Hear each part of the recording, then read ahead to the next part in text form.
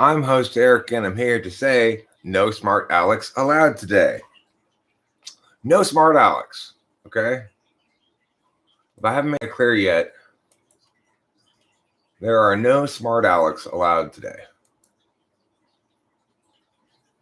Regular Alex are okay. Genius Alex, fine.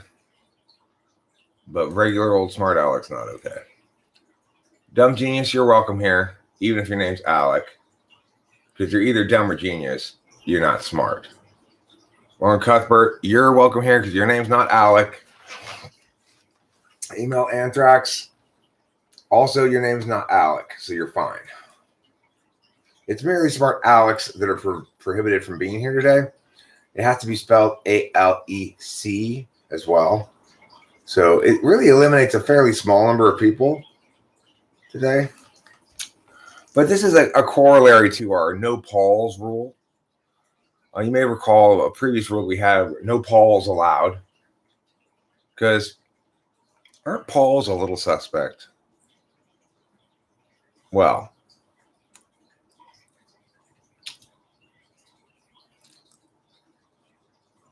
the answer is maybe. Hi, Bobby son. Are you welcome here today? Yes, you're welcome here every day. Did we ever not welcome you? I mean, unless you're a Paul, of course. You're not a Paul, are you? I know you're not an Alec. I hope you're not a Paul. We have problems with Pauls around here. They've proven to be very suspect people. Gregs are a little iffy, too. I don't know about Gregs. Pauls, Gregs, Alex. Pauls, Gregs, and Alex are all, destined to end up in prison for a life term for something, probably. Get caught swindling or something like that. The old saying, when you trust a Paul or Greg, you'll be forced to steal and beg. When you trust a man named me, then you'll always be so free. Remember that old saying? Now you do. It's a little warm in here. I should probably turn down the heater. I just got out of a very hot bath. What's the biggest danger for Western civilization? Did you rant yesterday? I don't recall. I don't think so. Not that I noted. Uh-oh, Winston's mom. You're surrounded by Pauls and Gregs. You better watch out. You think I made up that saying right now? Okay, I did. It's true. What's the biggest danger for Western civilization? The biggest danger for Western civilization is the same danger that it always is for civilization, namely spoiled, comfortable people. It's you get a generation of people who have it easy. They become spoiled and lazy and entitled. So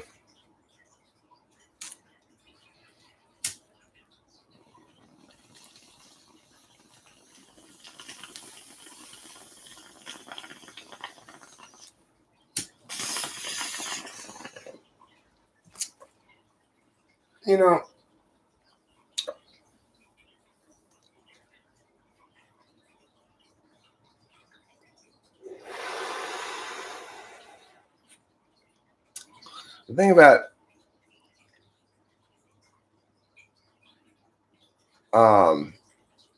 that's okay, Lauren Cuthbert. That's every 5 minutes of my life. I didn't even notice, to be honest. I did not recall that we had any. This is not uncommon either. Someone comes in and goes, "Hey, I'm sorry about yesterday." I'm like, I have no fucking idea what you're talking about. The thing is, being a spoiled, comfortable person means essentially that you take for granted the virtues of a civil society that, once again, will have to be so hard won. It's like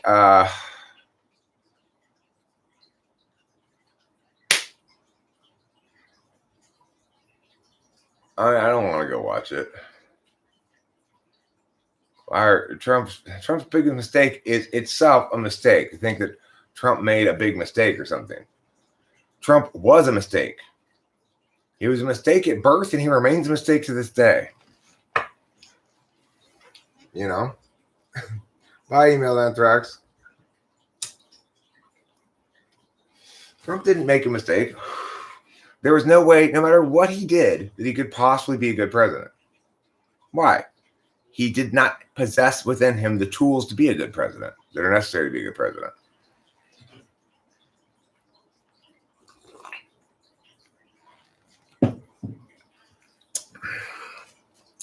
Polar FE does not mean you got terrible FE. Polar FE means when I've got an obviously confused expression on my face for 5 straight minutes, and then I ask him, how do you think I feel right now? He's not at any minute of those 5 previous minutes paid any attention to me and how I'm feeling. Because to anybody who's not FE polar, it would have been very obvious that moment that I was confused. Now, whether or not that's a feeling is another question, but I was very confused at that moment, and it should have been obvious to anybody, basically, who's paying attention to that data. If you ask an INTJ, what is this facial expression? They'll be able to tell you. The point about FE polar is they never check it themselves, you know? They never check that data themselves. I'm the expert on what? Trump?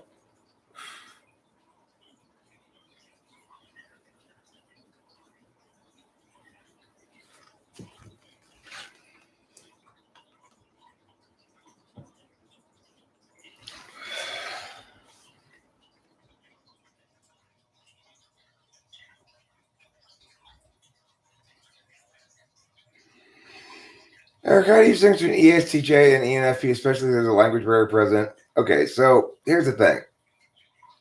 I'm not a very good person to ask that question because language barriers dramatically impact my ability to type somebody too.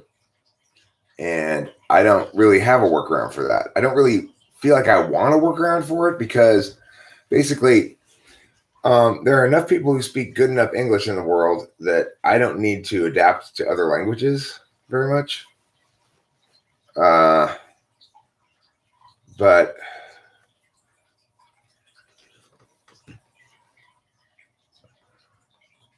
I mean,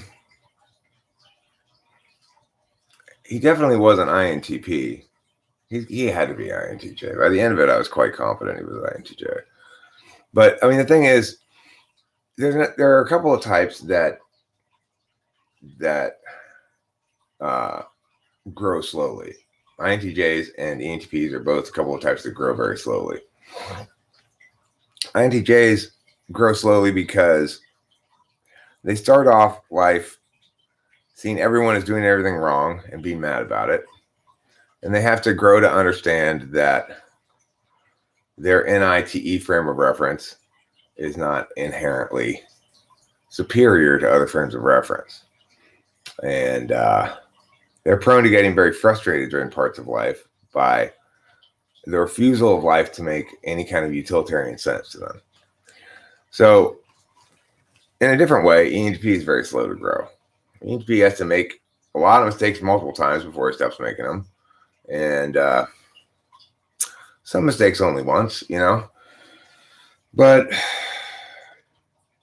learning through mistake making is a pretty rough way to grow. And that's definitely what ENTPs do. In contrast, INTJs learn by accepting that some mistakes are good. You know, it's like Winston's mom and other INTJs have to grow by being more mistake prone, whereas ENTPs have to grow by being less mistake prone. Because obviously, you've got to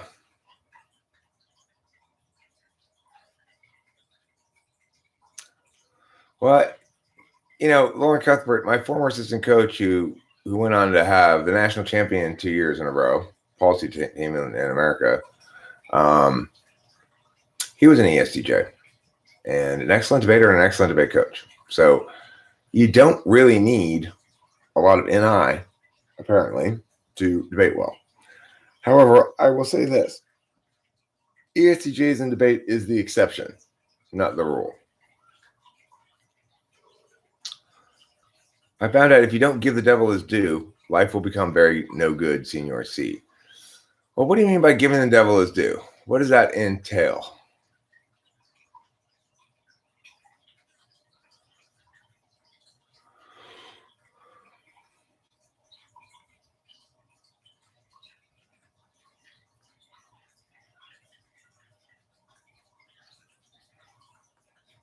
I'm curious what Raphael means by giving the devil his due.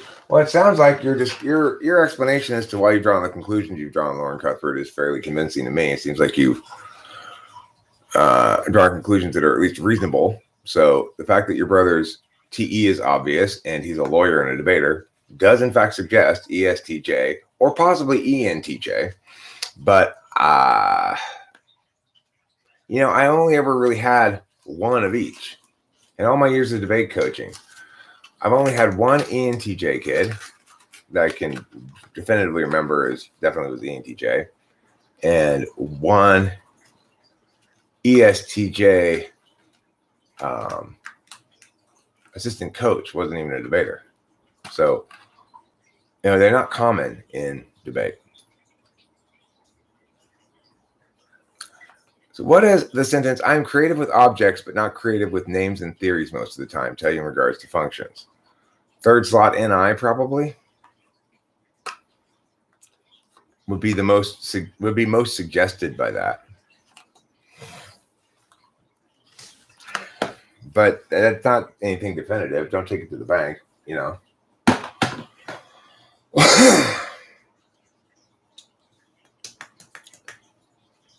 The thing is,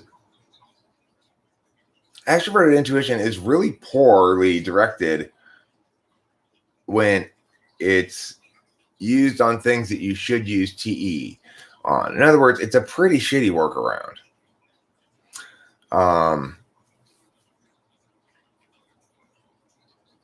Good TE users stop and assess the thing they're TEing first and foremost for quite some time, and then take some kind of action. Extroverted intuitors, we don't like to do that.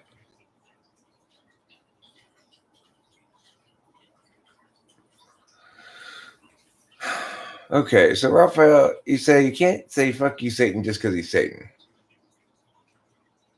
All right, so can you give me an example of something that the metaphor, can you concretize the metaphor in some way? Like, for example, when you go to a meow and the person is meow, then you should meow, meow, meow, something like that. So I can understand what you mean, because I still don't really understand what you mean. I genuinely don't. I'm not trying to be difficult or anything.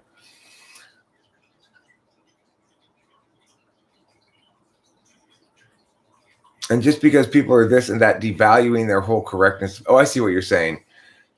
You can't. I think what you really mean is not that you have to give the devil his due so much as you can't get blood from a turnip. You can't squeeze blood from a rock, right? That would be the expression, I think, that better expresses what you're trying to say.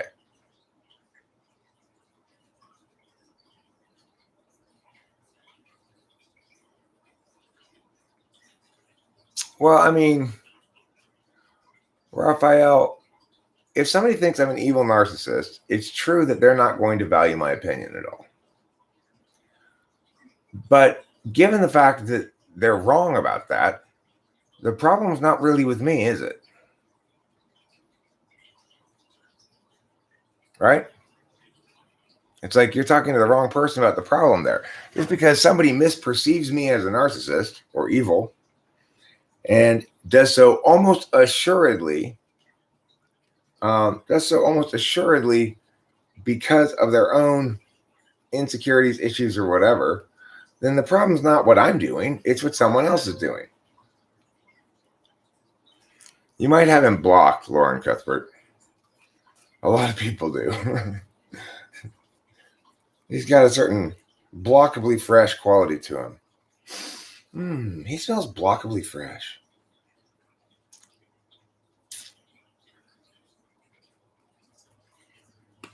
Angela Merkel wants to vaccinate every German citizen this year. Well, good for Angela.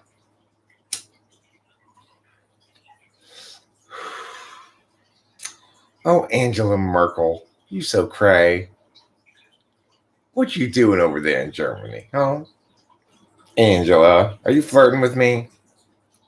Angela, if Angela Merkel flirts with me, I'm giving her a stern what for? just a wisp. Waft over a wisp of that blockability, if you don't mind. It's meaty. It's umami. The smell of it is richly umami. Live chat's removing your repeated questions. Well, I've got it on. I've got it on live chat, not top chat. Well, they're always adjusting things here. The problem is when you say Satan, I won't listen to him because he doesn't even understand. Then don't give the devil his due, right? I think everyone is a non-understanding dummy because you are so smart or whatever. That's a dumb approach to life. I don't think that everyone is a non-understanding dummy. First of all, I only think that about people's positions or words. So I'll say a given statement is incredibly dumb. A given position is incredibly dumb. A given policy is incredibly dumb. That doesn't make the person who agrees with it dumb. Okay? So that's a problem number one there.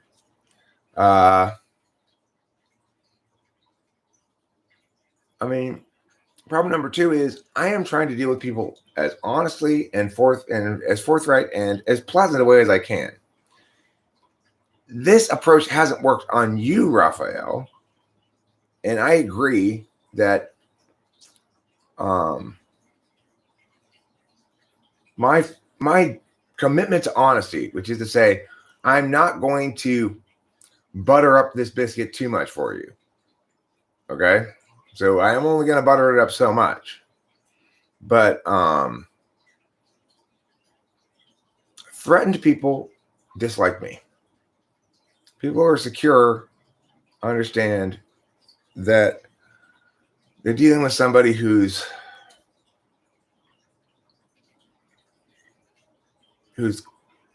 come of age, who's come of himself.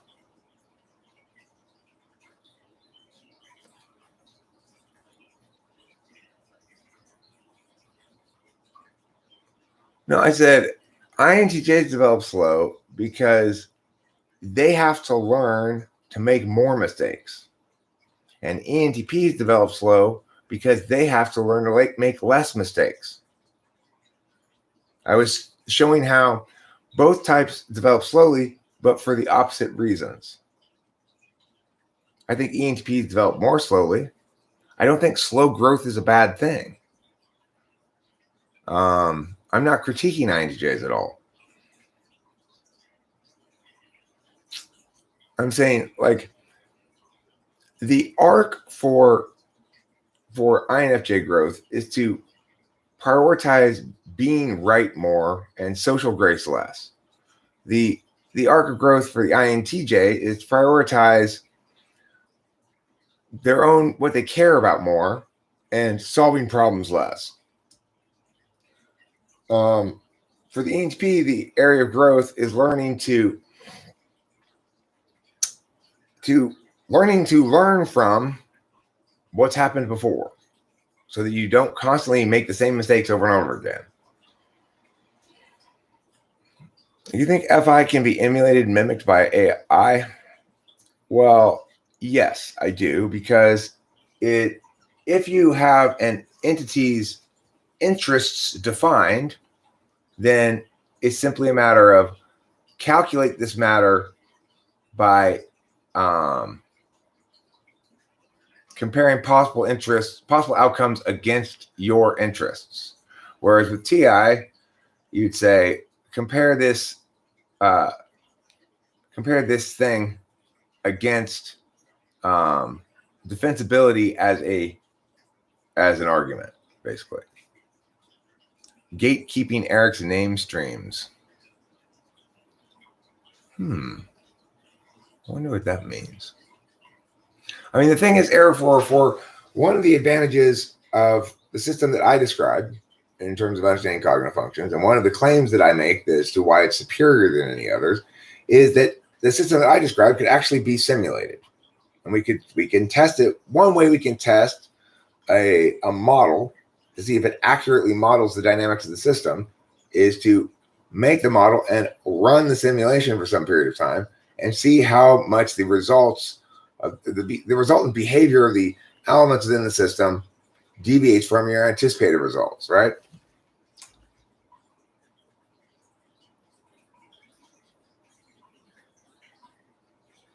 I would love to hear it. What did you learn?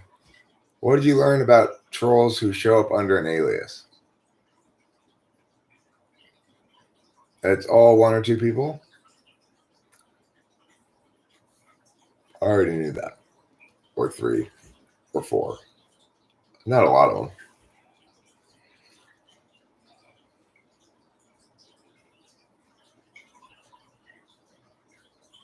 I'm curious to hear what it is. I will look at your NI question, Sky Gear. Let me see if I can find it.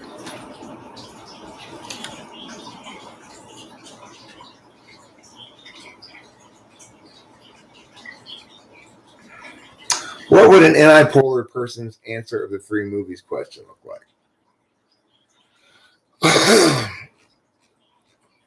I don't know. Why are you asking that? Something like that?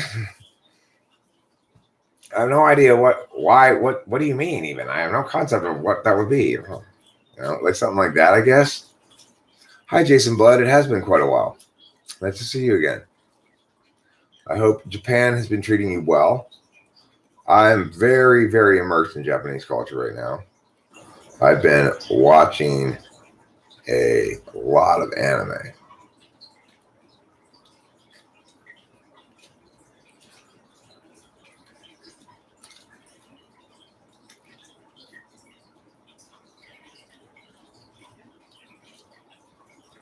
Oh. Okay, well, that doesn't have anything to do with the spite monkeys who've been coming around.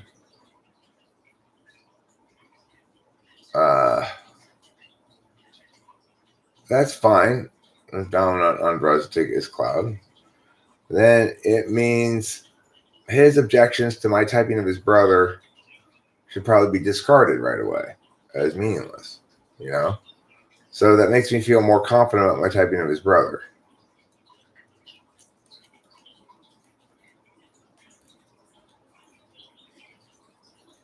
Because Cloud definitely didn't want him to be a TP. If that's the case, it was very clear that Dominic really didn't want that guy to be an INTP.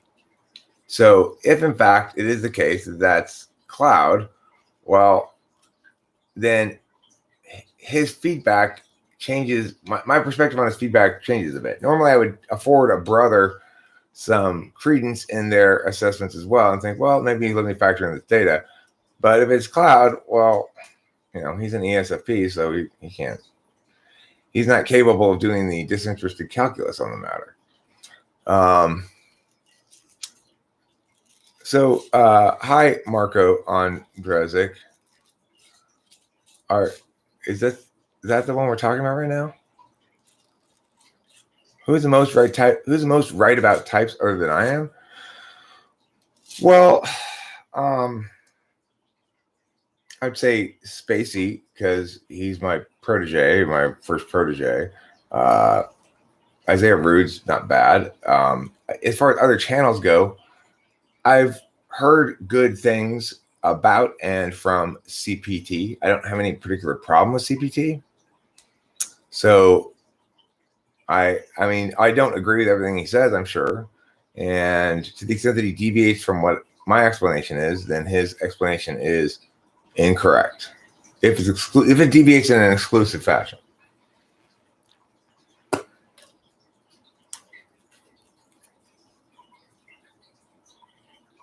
Um, I haven't watched any of those videos really of his. They're not. It's like I'm obviously not the audience of them for him. He's trying to be a successful YouTuber making,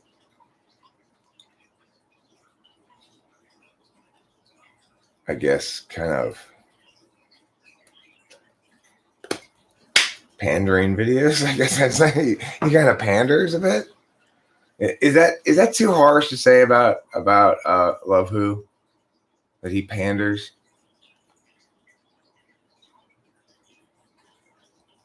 I don't know. It seems like it to me. It feels like pandering to me.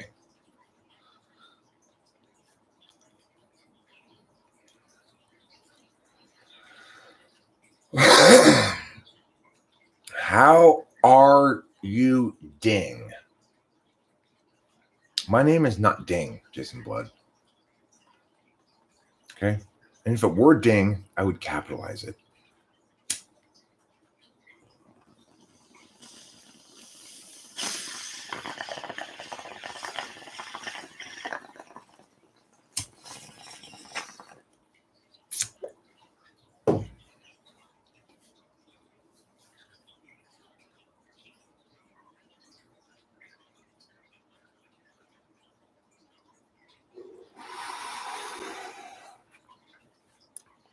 Yeah, you could say the Frank James panders a bit too. But the thing is, I don't see what Frank James does as pandering. I see what he does as walking a tightrope. Namely, making shit that he himself feels good about as a piece of media production that's also popular and inoffensive, right? Whereas I think, I really think that Love Who is much more calculatedly pandering. I think he's an INTP who's made a decision to make money doing this, and who right, yeah, FJ panders, but that's what INFJs do. That's inherently what they are. Average Alecs are okay today. Average or genius Alecs are fine. Just nothing in between. Well, see, FJ is, I don't disagree with much he says about functions. He doesn't say a whole shit ton about functions, but I don't disagree with much that he does say. He seems to understand certain types very well. He understands INFJs really well. I've quoted this before from him, but I'll quote it again. He had this joke that said that, like, if you do this, you're an INFJ, right? And so the thing was, is this game killing anyone else's soul? No, you're all enjoying it. Let's keep playing, right? So that I think in a lot of ways sums up the INFJ's kind of slight bitterness towards the world, because most people aren't subtle enough to pick up on all their cues and deal with them in a way that's not muggity. Sometimes I feel that those spite monkey assholes with their delusional leader Becky need to be taught a good lesson. Well, I mean, my last interaction with Becky felt to me like a complete win. When she sort of petered off on this last email to my dad with this plaintive appeal to her own PTSD, she's basically rolling over and saying, I lose, She's no longer even on the attack. She's asking for pity. So, yeah. So it's like, I feel like Becky was taught quite a good lesson. Like, I'm not worried about Becky making trouble for me ever again. Not after her last attempt blew up in her face so dramatically.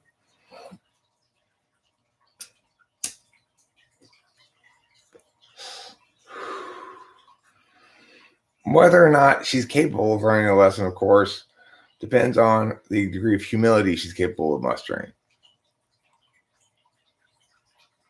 You don't think she's ENTP? I do.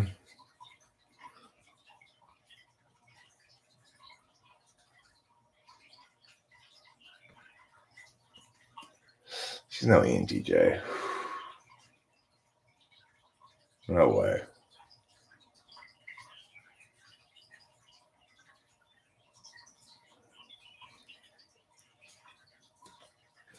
So the thing is, keep in mind when I typed "Please Frank James," I said he was an INFP and I threw him in Slammer, but he's not really. Okay, Raphael, no. God damn it. See, this is what I'm talking about. So I personally am strongly opposed to and think Black History Month is one of the dumbest things in the world, right? But the kind of things you say about it are critically important. Whether you say it this way or this way makes a huge difference. So everything I've said about why Black History Month is stupid is helpful. The thing you just said about Black History Month is racist and not helpful. I know, exactly. Having Raphael on my side delegitimizes my moral high ground, or at least he makes it look bad. All right, you go jump on a call with your team, Jason Blood. Make sure you put on a tie first. Don't go in there looking sloppy. Tell them moshi moshi, wada, and then tell them what you're going to do. Start with the moshi. Call them all Sama. Bob Sama, Joe Sama, Jason Sama. As though they're all like super important old people. Or call them Kage. Then they'll really feel important. Go, sup, Kage. Sup, Sama. I'm bowing this way from now on. I'm bowing backwards.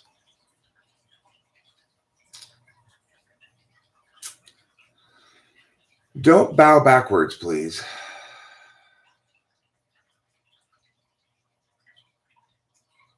When in Japan. Oh, God.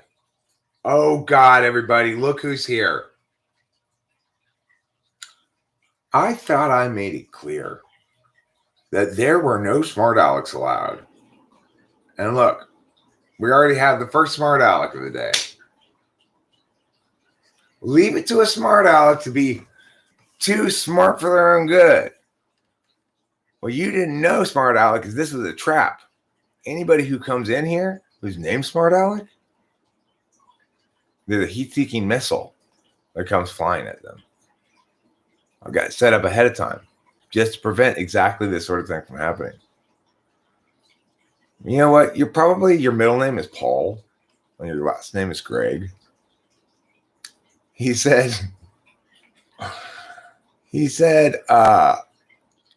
Black people who support Black History Month should be shipped back to Africa.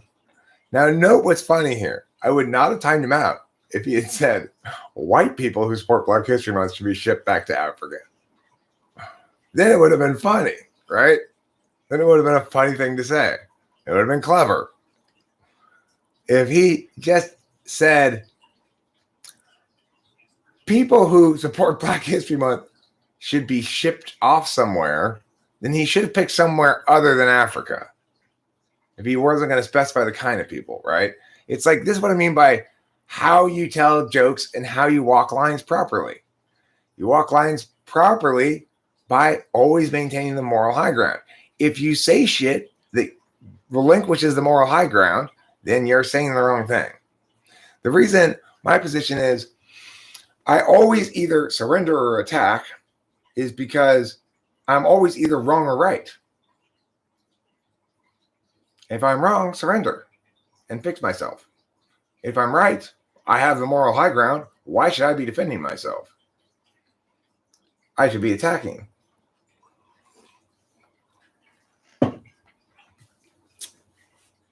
There's only two smart things to do when there's conflict between people: surrender or attack. There's nothing wrong with surrender. Surrendering is a necessary part of growing to accept that you too are wrong sometimes, to search for those occasions, to acknowledge them, to take advantage of the learning opportunities. Right. And one of the way,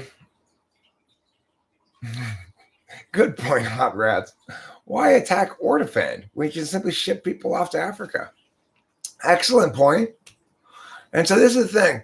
Even though Raphael's comment was itself not acceptable, maybe I should just removed it, because it has provided lots of good hilarity sense.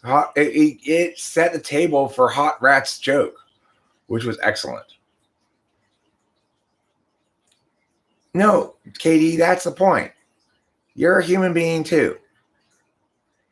Losing is an important part of life too. And this is the problem that most people have.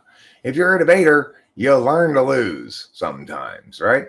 You learn to lose sometimes for bullshit reasons and sometimes because you got your ass kicked.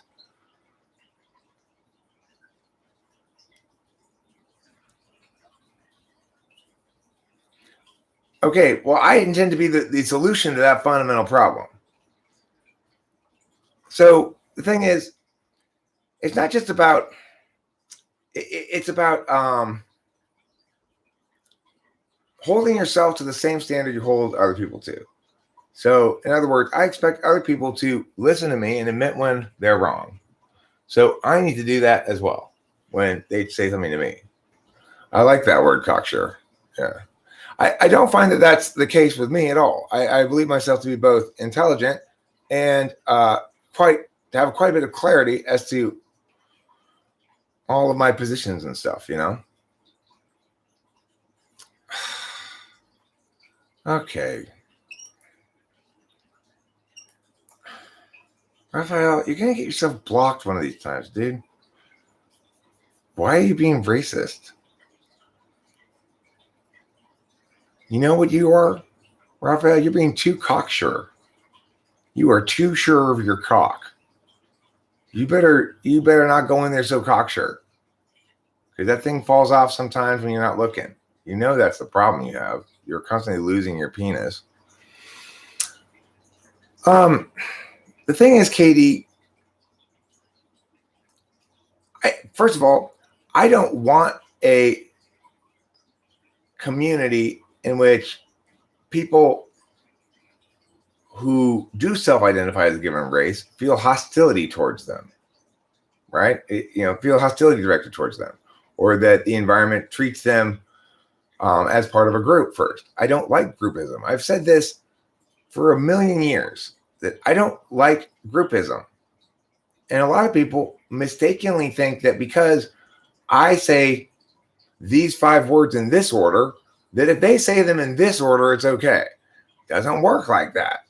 I'm saying precise things. I'm being careful with what I say, because I don't want to give anybody the wrong message. I don't want to be part of the problem. Groupism is the problem, right? I don't want this community to be part of the problem. And I also don't want to get in trouble with YouTube. And the reality is, if I weren't worried about getting in trouble with YouTube, I would probably be more tolerant of bullshit, or like that anyway. Okay, I probably just take it as kind of a teaching opportunity. But because of YouTube's, I already have a warning, and I got it a long ass time ago, and it's still there. Their new policy on warnings and strikes is that once you get some, it never goes away. It used to go away after 3 months. So, who's Phil? I don't know who Phil is.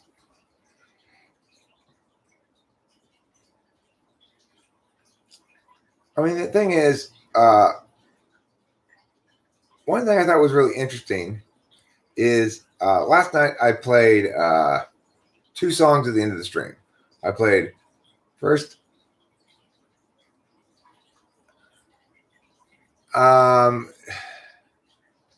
if it in fact still has the Phil and Slow-Mo. I don't know who that is.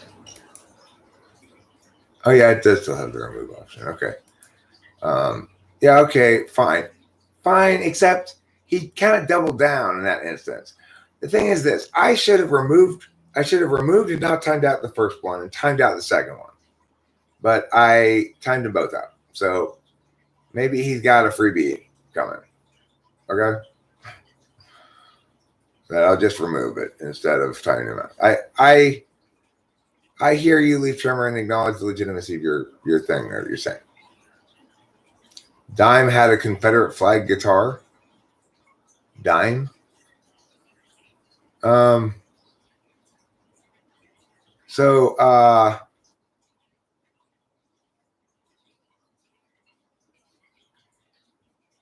if it walks like a duck and talks like a duck and floats like a duck and is racist, then it's a duck.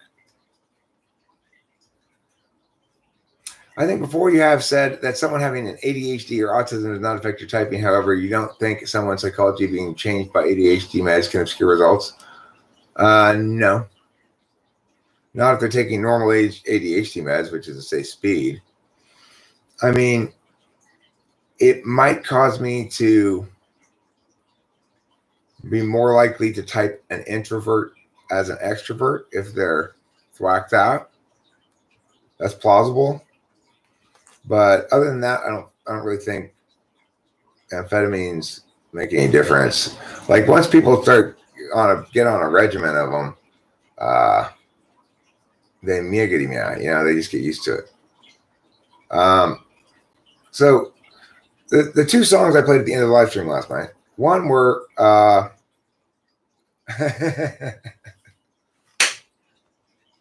I hereby award you 6, not just 5, 6 points. Leaf Trimmer, you get 6 points. 1 for your previous good point, or your previous good scolding of me, and 5 for that hilarious joke, that hilariously self-referential joke. Excellent job.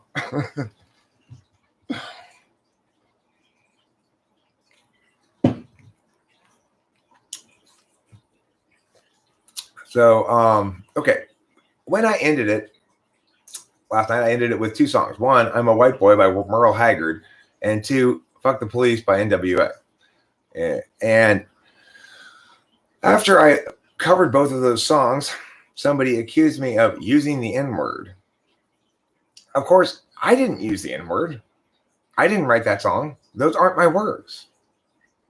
People need to remember that, right?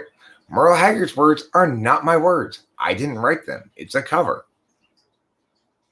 When I sang Fuck the Police, those are not my words. It is a cover. If I read Gettysburg Address, that doesn't turn me into Abraham Lincoln. Right? So it's like when I think about some things that could, some basic ideas that could help the world, I think of a few of them. I think of them periodically. One basic idea that would help the world is people own their words, not what they say.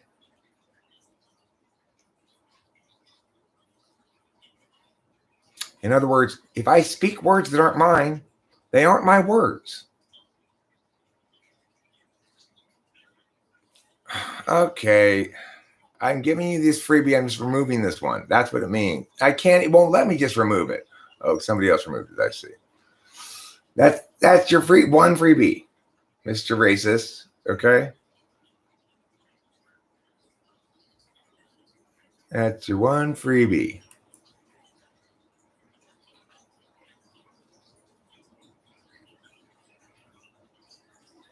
Do I look at tiles much these days?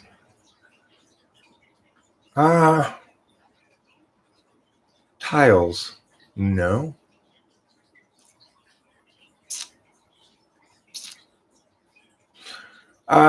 No, because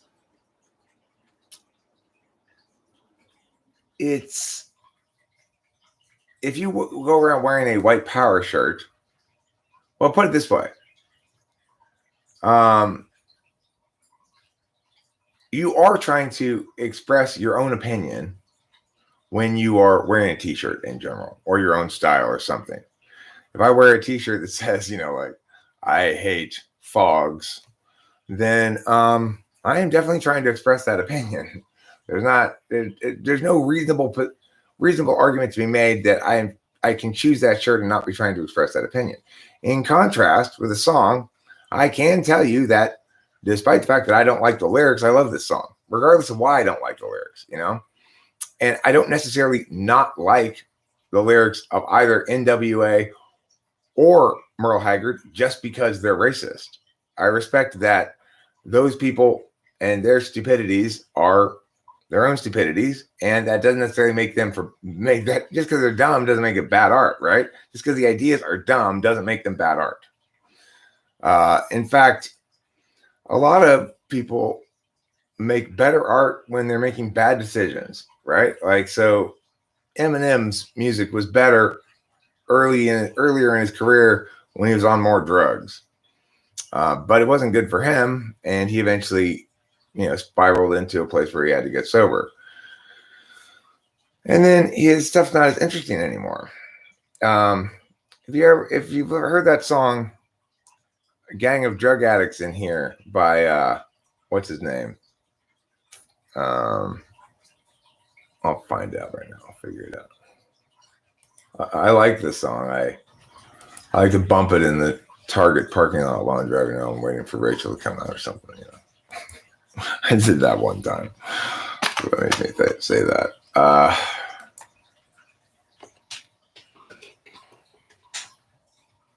All right.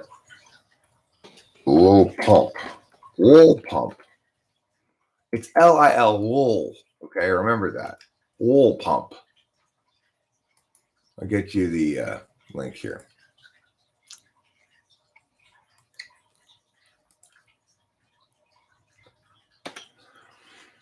Well, I mean, you have to play that. You have to play that carefully, utter self. So that's one of those things where you're talking about. It's going from a TI question to an NI question at that point, right?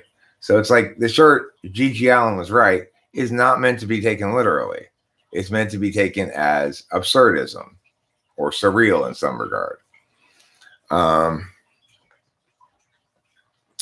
And anybody who would take it literally would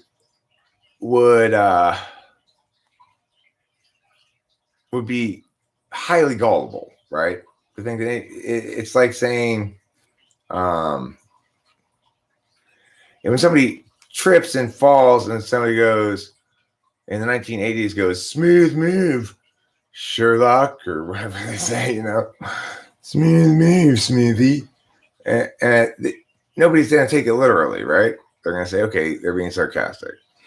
However, it matters what the actual content is as to whether NIFE wise it works in that capacity or it doesn't. And that's not a parsable kind of issue. This t-shirt is maybe my favorite shirt besides my Talking with Famous People shirts, because when I was in middle school, you only really had two kinds of folders you could get. You could get these Peachy folders, or you could get Trapper Keepers. And one day, Rachel and I were watching the video for Bad Liar by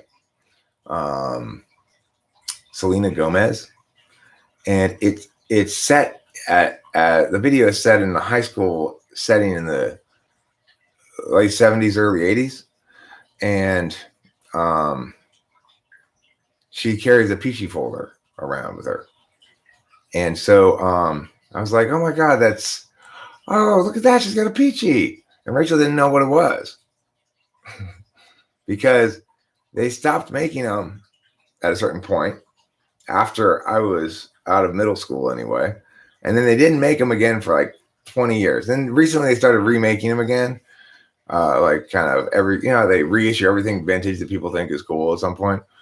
To take advantage of people's fond SI links, like, oh my gosh, remember these folders, Darlene?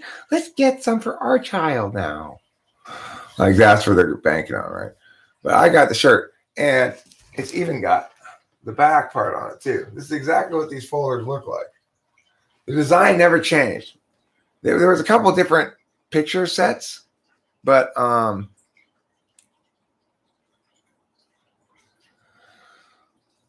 mean, leaf trimmer, I gotta totally disagree with you. Now, granted, I have never heard her sing live, and when you record somebody, you can, if they have even decent pitch, you can, with some effort and repetition, get takes that successfully hide a pitchiness. Okay, but as far as voice timbre goes and stuff, the song "Bad Liar" is a great song, and her voice sounds so beautiful in that song. I think she's got an absolutely gorgeous voice, at least in that song. I don't really know any of her other songs. I don't know if she has any other good songs or not, but she sounds so present and like right in your ears in this song. It's partially a production thing, of course. It's really well produced. But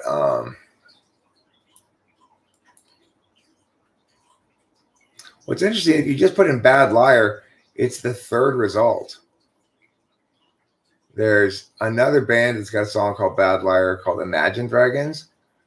And they have 3 videos for their song that are in the top 4.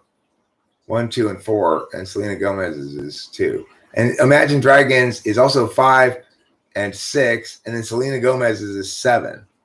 So that's, if you type in "Bad Liar," the first 7 results, 5 of them are a song, "Bad Liar" by Imagine Dragons, and 2 of them are "Bad Liar" by Selena Gomez.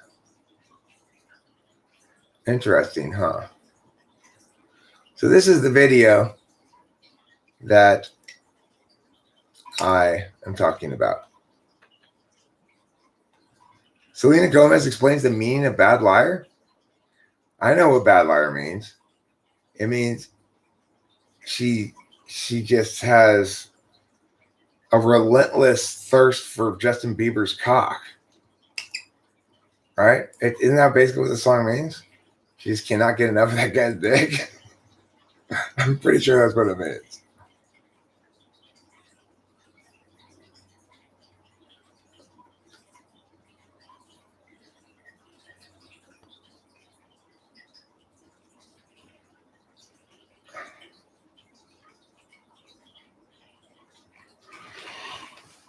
Okay, so I want to listen to this song now that I've been talking about it. And while I'm listening to it, I'm going to mute so you're not going to be able to hear me so I don't get copyrighted. Yeah, please behave yourself, Raphael.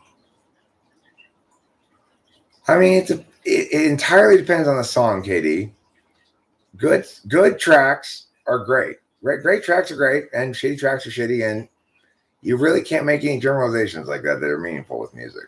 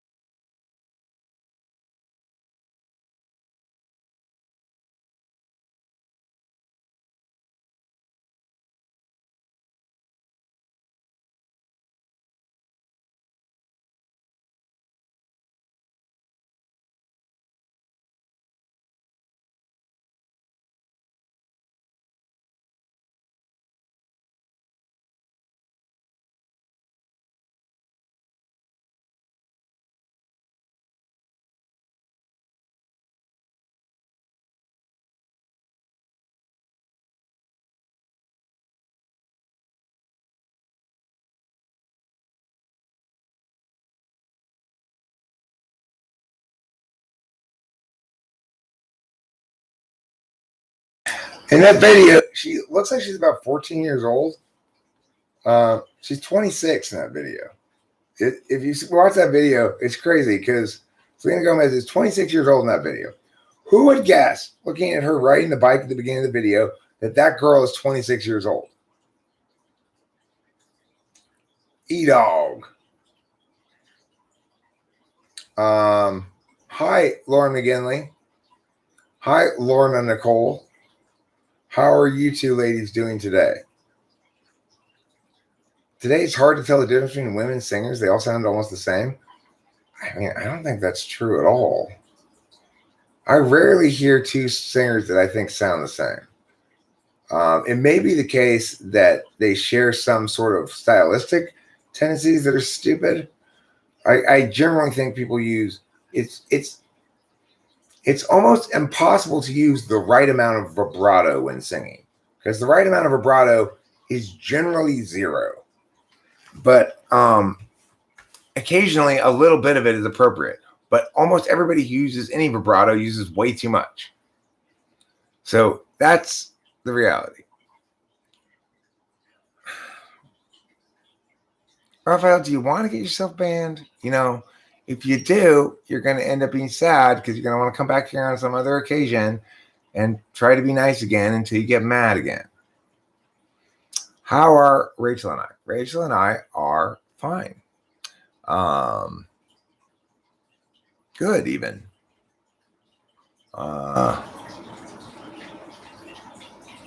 don't like vocalists that are unnecessarily acrobatic. They're trying to show off their chops. Like, I hate that shit. And I don't like singers that are too operatic in their delivery either. You know, I like things that sound like an honest voice rather than this really calculated, constructed, a voice full of artifice. Like, there was that go all in on vibrato. Oh, so you mean like swing low,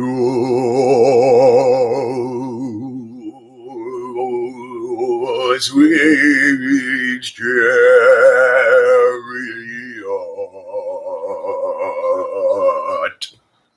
like that? Coming for to carry me home. That's a lot of vibrato. It's a lot of vibrato. Whoever has the most vibrato wins. I hate Christina Aguilera. Christina Aguilera is terrible. She's so vastly worse than Britney Spears.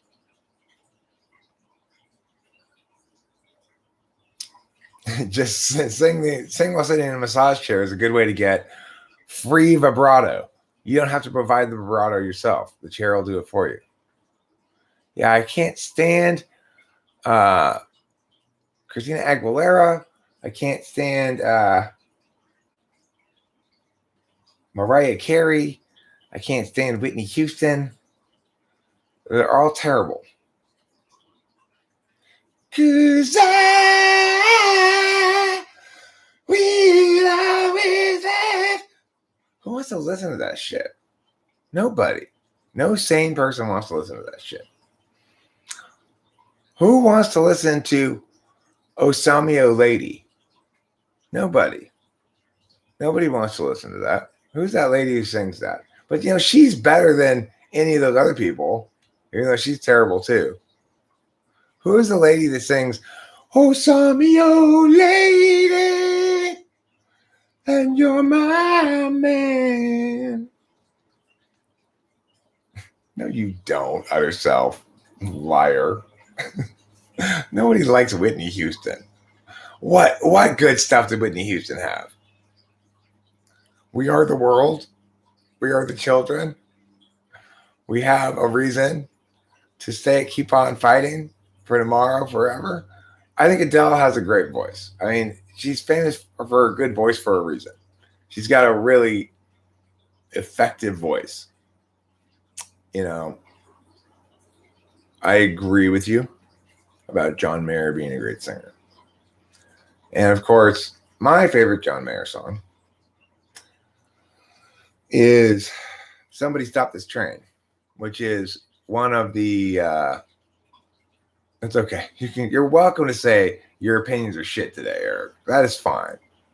Especially if you throw in today. I mean, that's you're really saying you're not being critical at all. You're saying you're deviating from your normal level of goodness, I guess, which is a nice thing to say. But that song, Somebody Stop This Train, it tears me up. It's like, as somebody who's pushing 50, it really, really resonates with me. And it's a really well-written song, and it's very pleasant to listen to. It's very easy to listen to in terms of like just something that rolls along without causing your ear to stumble or anything. But it always gets me. Gets me here, gets me here, gets me here in the eyeballs where the teardrops come from. Gets me here with the snot rolling down my face. Gets me all over. Ain't No Sunshine is not a good song. That's a bad song. Ain't no sunshine big enough. Ain't no sunshine tall enough. Ain't no ocean deep enough for me to go there for you, or something like that. I hate that song. Katy Perry's pretty good. Katy Perry's got some good tracks.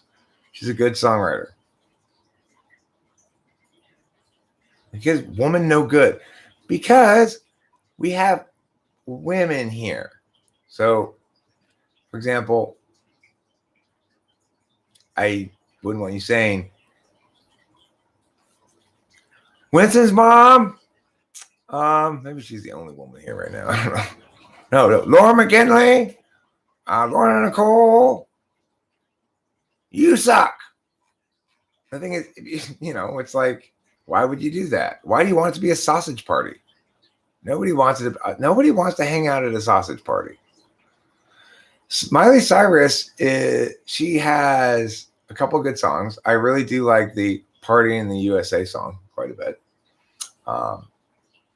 She's unfortunately suffered from being an ESFP.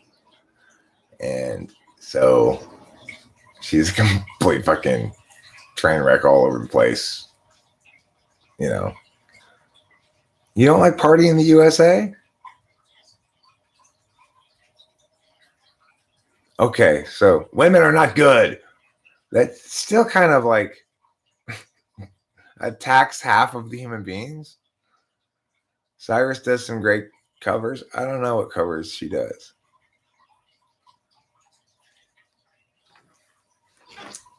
Let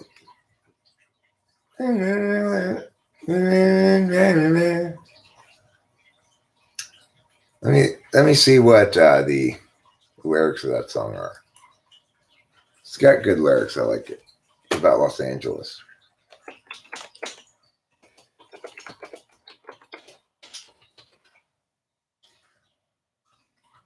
Hopped off the plane at LAX with a dream in my cardigan. Welcome to the land of fame excess. Am I gonna fit in? Jumped in the cab, here I am for the first time. Look to my right, all I see is a Hollywood, and I see the Hollywood sign. This is all so crazy. Everybody seems so famous. My tummy's turning and I'm feeling kind of homesick. Too much pressure and I'm nervous. Yeah.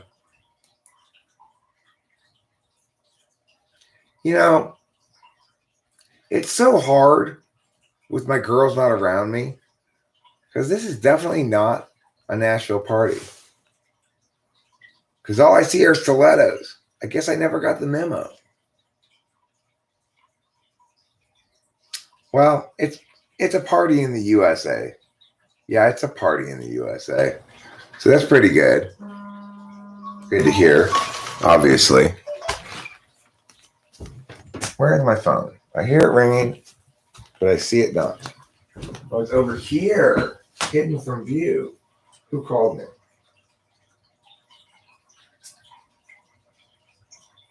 Six missed calls. Restricted. Oh, I don't answer restricted. I require you to reveal your phone number. I'm going to answer. You think the lyrics are awful and cringy? Kind of. A little bit. I really dislike Bruce Springsteen a lot. I mean, like, I can't think of any Bruce Springsteen song that I think is good. I think of him as a horrible, horrible songwriter. Like, those things you're singing aren't songs, Bruce Springsteen. Hearing Katy Perry sing Teenage Dream gives me a Woody. I like Teenage Dream a lot. I'd say Teenage Dream is a better song for sure than Party in the USA. It's got more long-term listenability. The thing I like about Teenage Dream is that we can dance until we die, you and I. Because we're going to be young forever, Leaf Drummer, you and me. I like Johnny Cash. Johnny Cash is cool. I mean, obviously, he's got a limited number of tracks that I want to listen to. But I'm one of the things I'm fond of is "And the Whirlwind in the Thorn Bush." You know that one? That's a good his last hit, I guess you could say. California Girls, yeah. In fact, when I was a teacher in middle school in Rebay Academy, we had an assembly in which a lady teacher and I, the lady teachers did this, like a couple of lady teachers did this little lip syncing dance thing to the California Girls part. And then I came out for the rapping part and I lip synced to Snoop Dogg during the rapping of that. So I actually had to learn all the words so I could lip sync it, you know. I don't remember them now. I did that at a school assembly. AVICII? What's AVICII? I don't know what that is.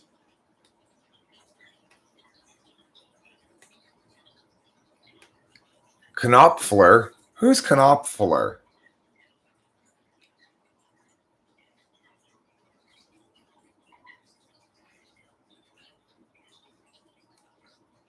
Is he that dead DJ?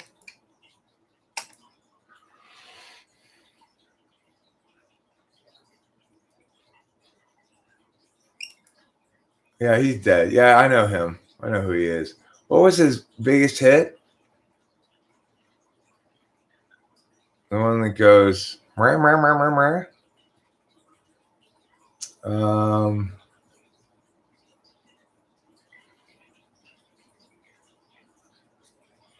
Levels? Yeah, Levels. That's the one.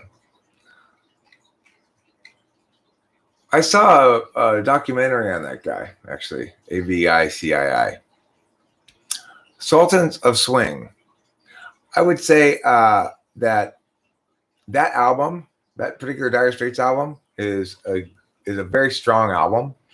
It's got more than one very good song on it, and it's definitely the pinnacle. That album is the best album that Dire Straits ever made, as far as I can tell. I haven't listened to them all, but I've listened to some other Dire Straits things and been not impressed with it. Knopfler is an old Dutch fairy tale about a little man who bites children's toes if they misbehave. I'm surprised the community hasn't done anything about this little man.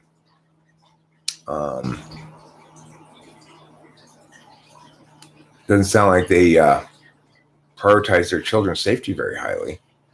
They let a little child toe-biting man carry around their neighborhood. Carry on around their neighborhood, I should say. Hello, Sean Ryan Barron. How are you today? How's life in the SRB? That is an odd fetish. What would be an even odder fetish would be if you fetishize the notion of chewing on Knopfler's toes. The young toenails make him live longer. Sure. They're full of adrenochrome. Does Knopfler also steal just one sock? Well, if he's stealing one sock, you know what he's doing with that for sure, right? Hey, did somebody starch this sock? No. I like Dorunjan. Who's Dorunjan?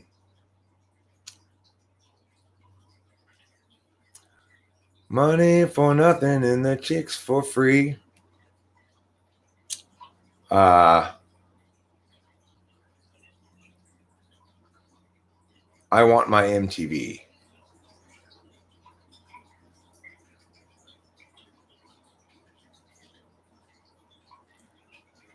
Yeah, the action and devotion. Yeah, the boy can play. Dedication, devotion, turning all the nighttime into the day. You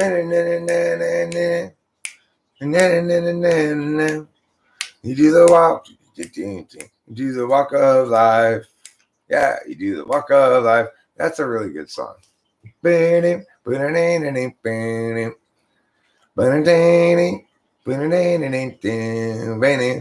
a normal sexual fetish? Insisting that you have a layer of pineapple rings between you and your partner is pretty vanilla. That's one of my fetishes. I say, Rachel, come on, take me to Hawaii.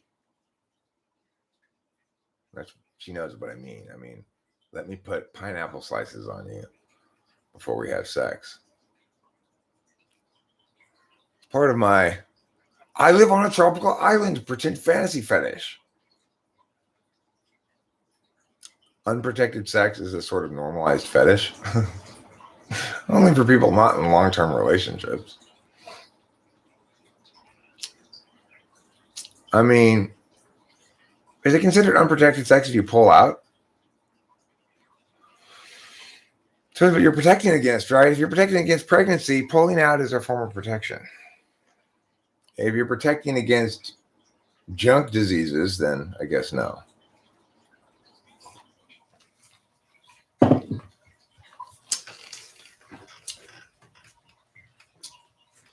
Don't worry. You don't need to worry about anything with me. I don't have unprotected sex. I just take it raw up the ass. As long as it's up your ass only, you should be fine. It doesn't count. Not pulling out while unprotected is another fetish? Really? I mean, that would seem to be just normal human inclination. Obviously, I prefer not to pull out. You know, when it's close to her period time, I stop pulling out. Let's roll those dice. Let's roll those fuckers. You know, because if it's a day before a period is supposed to become due, or 2 days before a period is supposed to come due, there's no way she's going to get pregnant. I don't drink milk, so I don't make semen. I heard a guy say that on the Maury show. Oh my God, ridiculous. In gay culture, it's called breeding. Having children.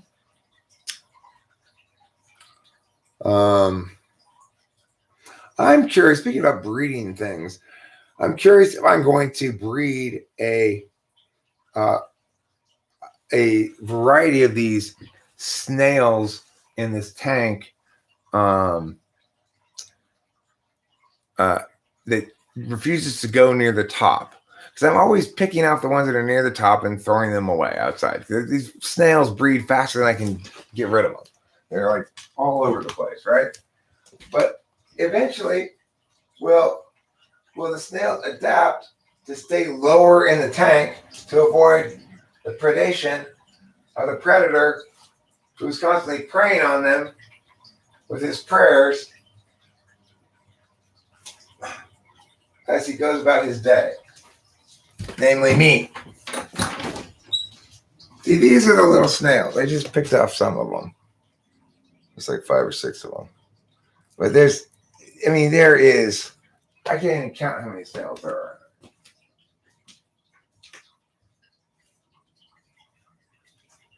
So I got to call the snail herd. Wilbert, did you call the snail herd yet? That's a weird fetish, Lauren Cuthbert. I can only have sex when my cat is watching. I'm sorry, Paul. Paul, you're going to have to wait. Well, Kitty went outside to go to the bathroom. I don't I want you to touch me when the cat's not here, please. I've made this clear.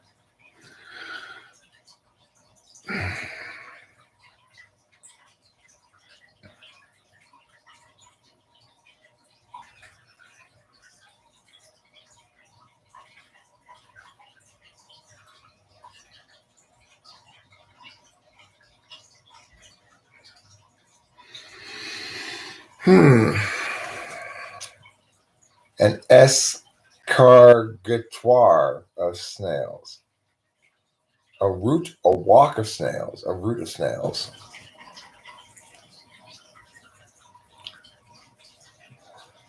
A pail full of snails. Listen, it is gross to have sex with a woman on her period. You might think it's a good idea, but once you come, you'll realize, oh, that was a bad idea and I'm going to puke. Only try that if you're not planning to ejaculate. Ugh. Lauren Cuthbert, you know what? I'm going to give you an invitation to my next vaginal blood splash party. I have them every month where I gather all the neighbors together and we fill up a little above ground swimming pool with vaginal blood and we sploosh and splash away. Okay?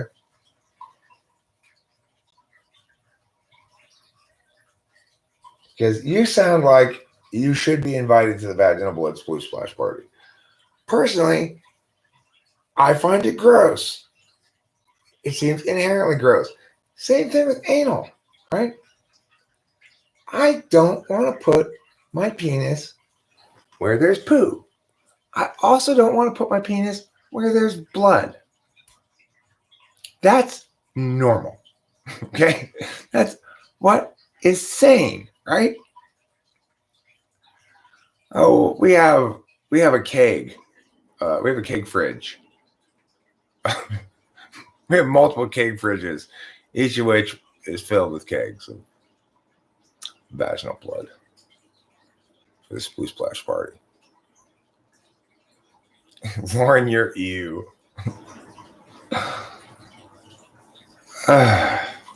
So look, let's all agree.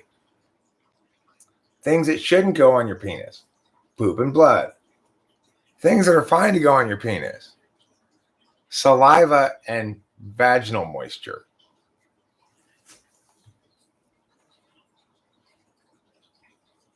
If a girl's on her period, that's called top hole week. No doy. You know, that's why there are 2 access points. 2 legitimate access points. Don't say there are 3. That's true, Lauren Cuthbert.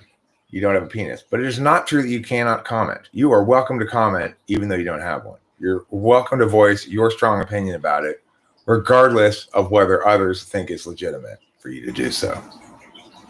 You love salsa on your penis. Well, I'm glad to hear that. That must be why I'm constantly dipping my chips into your penis. What's wrong with having it on your penis? I mean, it's not going up the hole.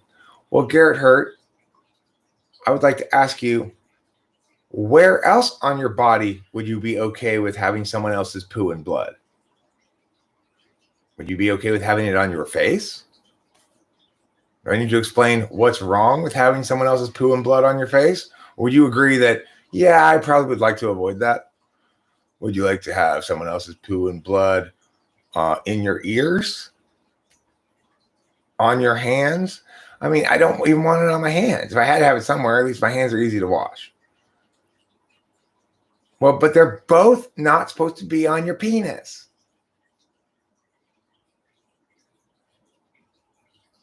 All blood tastes metallic.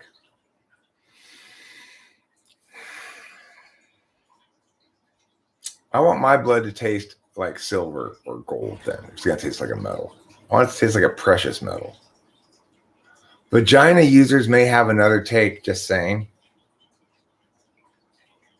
Hold on a second, Lauren Cuthbert. Are you saying it matters what the woman wants? Because that sounds like rebel talk to me.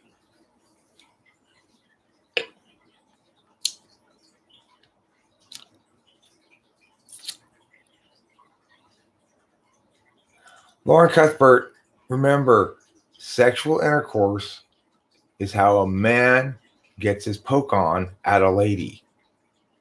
That's what it is. Could be another dude if you're homosexual. See, the problem I would have if I were homosexual, I'd only have one hole that I'd be willing to access. That'd be the top hole. There's likely blood in your mouth at all times, so I really don't care.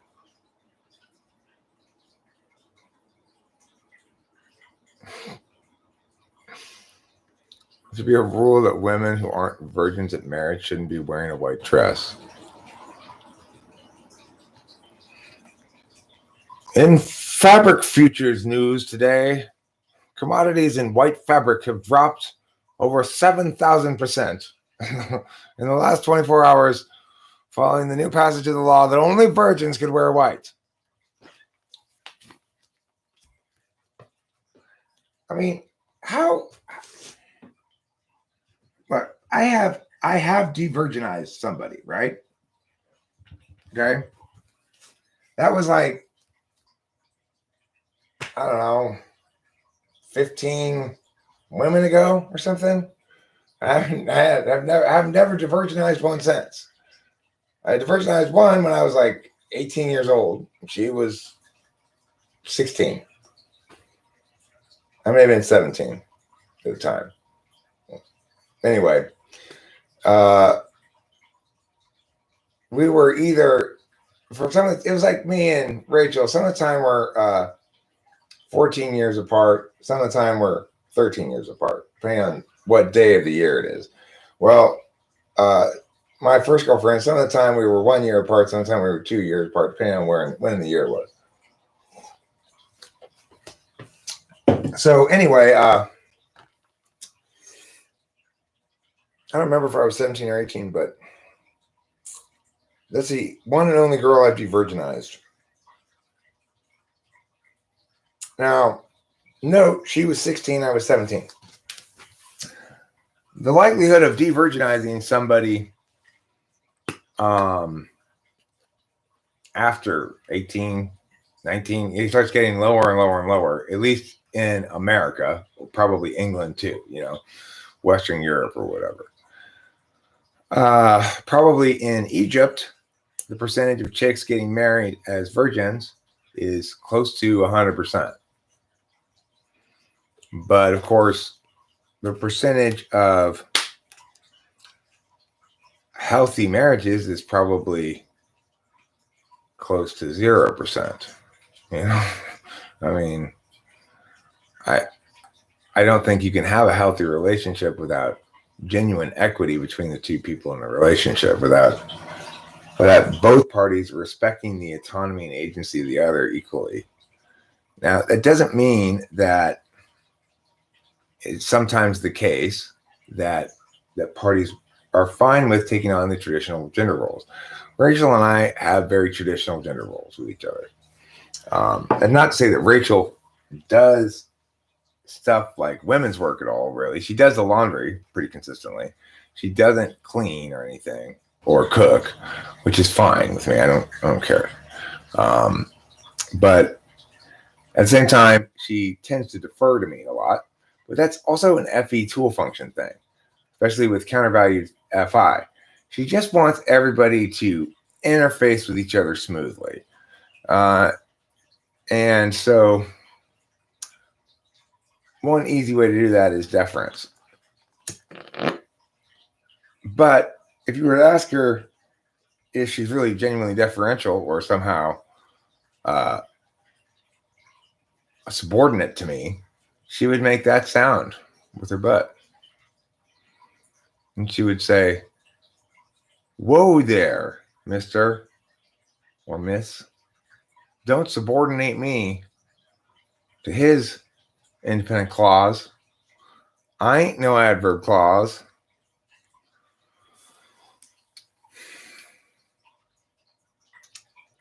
Leaf trimmer when you marry Lauren Cuthbert, before you guys get married, I'm going to sit Lauren Cuthbert down. I'm going to have a conversation with her. I'm going to explain to her the story she needs to continue telling you throughout the marriage, which is, number one, prior to you, she'd never seen a penis before. Number two, the manliness and just ferocity of your penis scared her. And that, number three, you're already way more man than she'll ever be able to handle. And so why would she ever look anywhere else? She's only had one person, that's you, and she'll never have anybody else again. Okay? So, Lauren, that's your story. And you're sticking to it when you're married to Leaf Trimmer. Can you command someone to be insubordinate? I mean, I guess you could command them to behave not as a subordinate, which would cause them to, which would be successfully achieved no matter how they behave. If they do behave as a subordinate, then they can say they're disobeying the order, so they're insubordinating. But if they behave in an insubordinate fashion, as to say, generally bossy and sassy or whatever,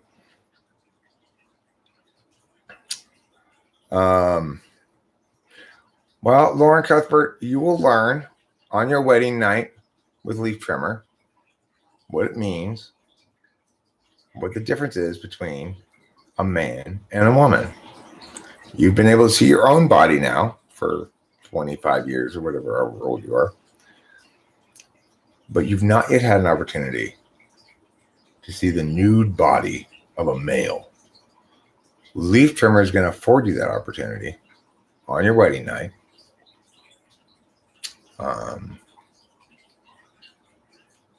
And you are going to be just like one of those completely helpless Japanese girls.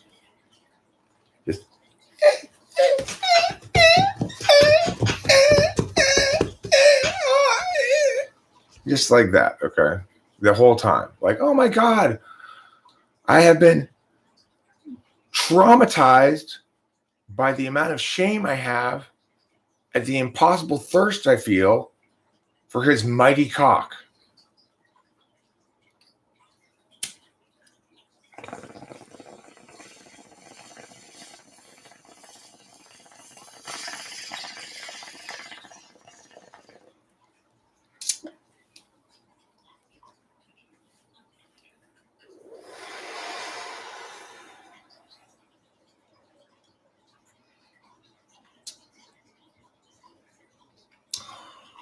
You know, every time I ejaculate, I hear the cry of a new dawn. I hear the sound of a brighter future. I hear the smell of a beautiful sight. Do you hear what I hear? A child, a stupid fucking child. I used to sing that song when I was a kid. Yes. Leaf Trimmer is going to have a lot of instructions for you, Lauren Cuthbert. When you get off the plane, be aware, he's got a list. Here are rules you have to follow all the time, okay?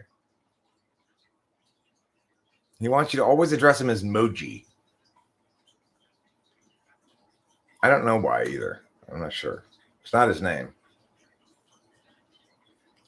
He says, I just like it when girls call me Moji.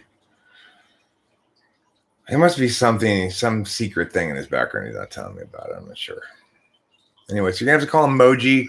You're going to have to greet him when he comes home wearing nothing but a nun's outfit and a scowl, informing him you're on your way to church to learn to feel more shame about your desperate thirst for his cock.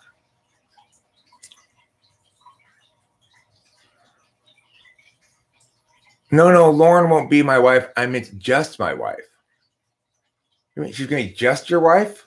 She's not going to be your wife. She's going to be just your wife, right? So does that mean you're going to have a more official wife as well? Are you going to Are you going to marry Winston's mom and Lauren Cuthbert? That's pretty ambitious, Leaf Trimmer. So Winston's mom's going to be the main wife. Is that what you're saying? And Lauren Cuthbert is going to be... I don't think Leaf Trimmer does, Lauren Cuthbert. Leaf Trimmer tends to be quite offended by that kind of stuff, actually. Whether that's indicative of maybe kind of liking it too, I don't know. But I don't. Regardless, there's no indication of that from his persistent, quite a bit of kind of. I interjected Lauren into your comments. I'm just playing around. I don't know. I'm just fucking around. You know. I don't know. I'm not trying to say anything or whatever. Why are ESTPs going crazy so often when ESTPs present INFJs as crazy? Well, I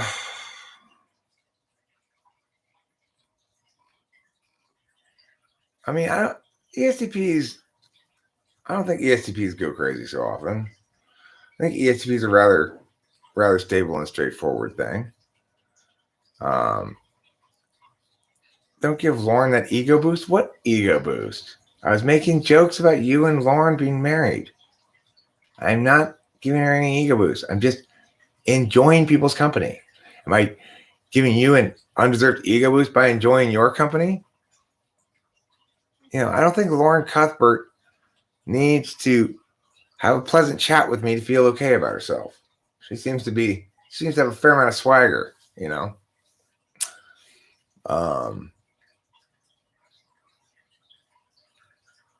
High FEs are givers? Not necessarily. They are definitely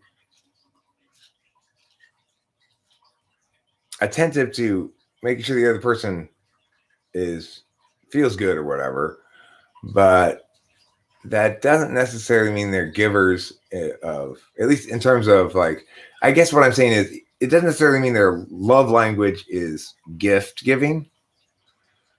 They may be givey in terms of they're going to give praise or they're going to give something, but I don't think that being high FE correlates necessarily with a love language of gift giving.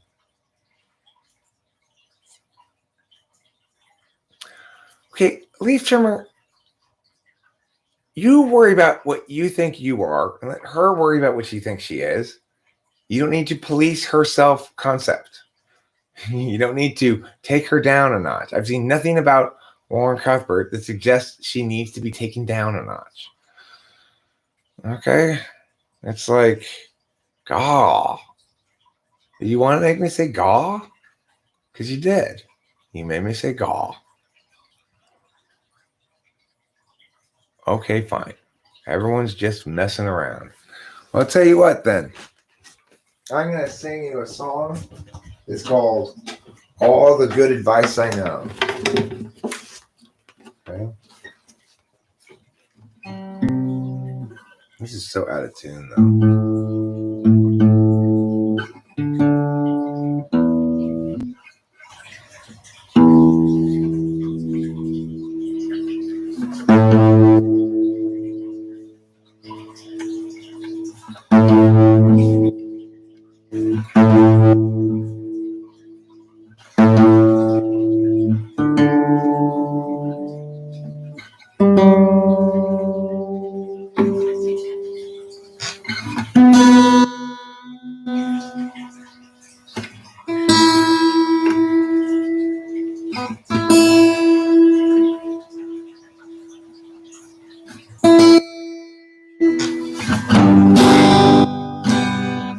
That's better.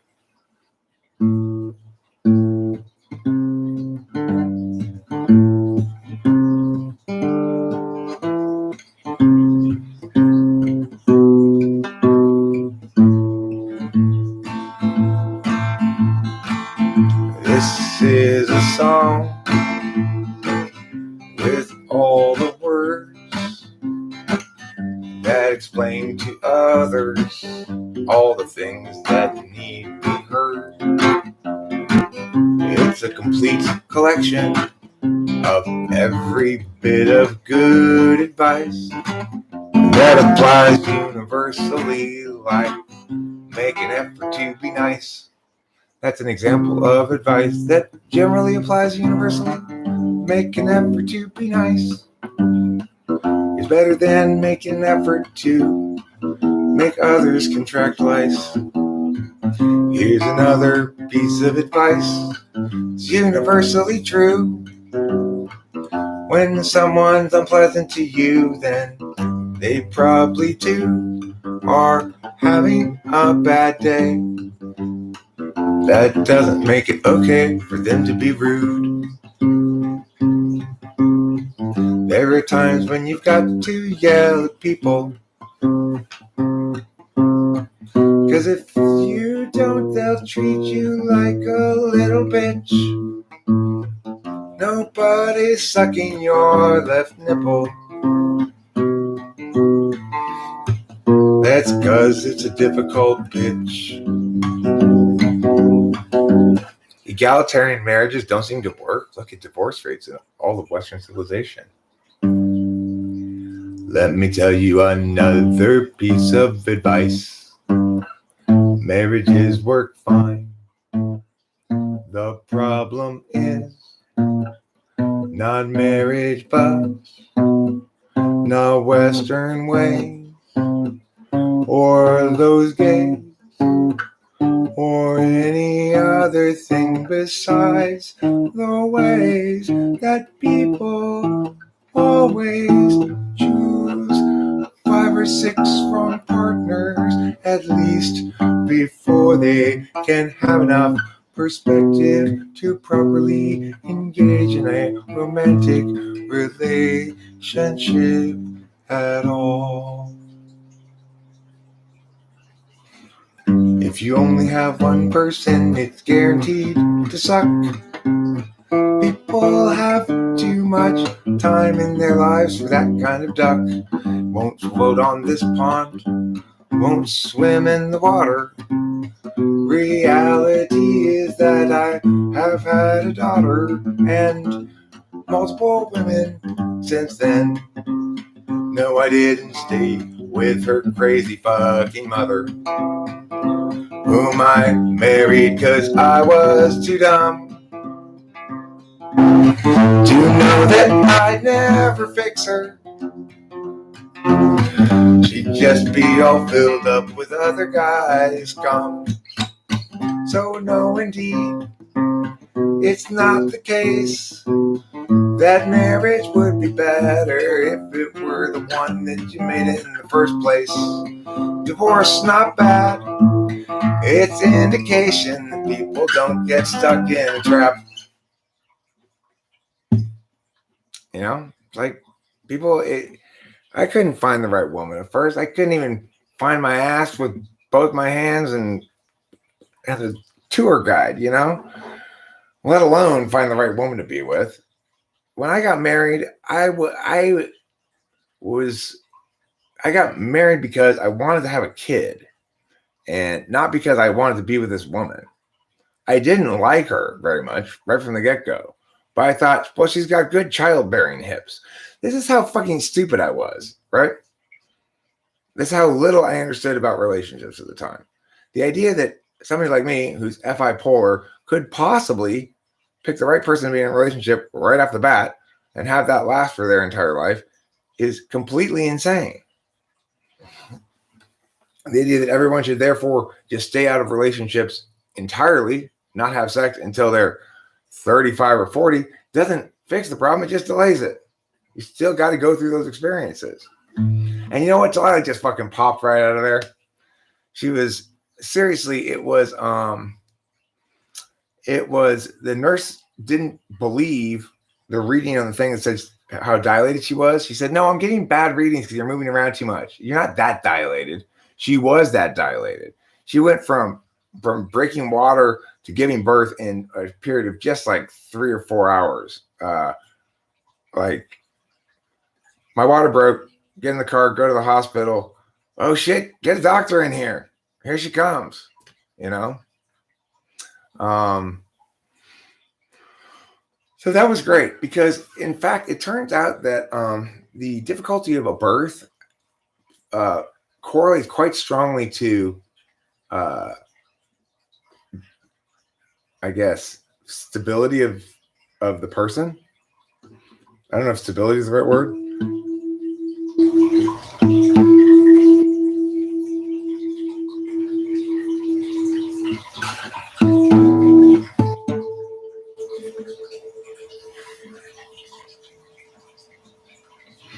I feel very confident that this genuinely is my last relationship, but that's because, not because I figured out what I want, but rather because I was able to figure out well enough what I don't want, what I won't put up with anymore, right? It's like every time you're in a bad relationship, you put up with some bullshit for a while until the relationship ends. And you say, okay, well, next time I'm not going to put up with that exact same kind of bullshit, right? I put up with a whole slew of a variety of bullshit with Kimberly. So I came into this relationship kind of with some clear, bright lines that you cross this line, it's instant breakup. Like, I'm not putting up with any of this shit this time, you know? Nobody is getting out of my boat. I've got my boat analogy. I'm going to use it. I'm going to explain it to her about getting in the boat. You stay in the fucking boat.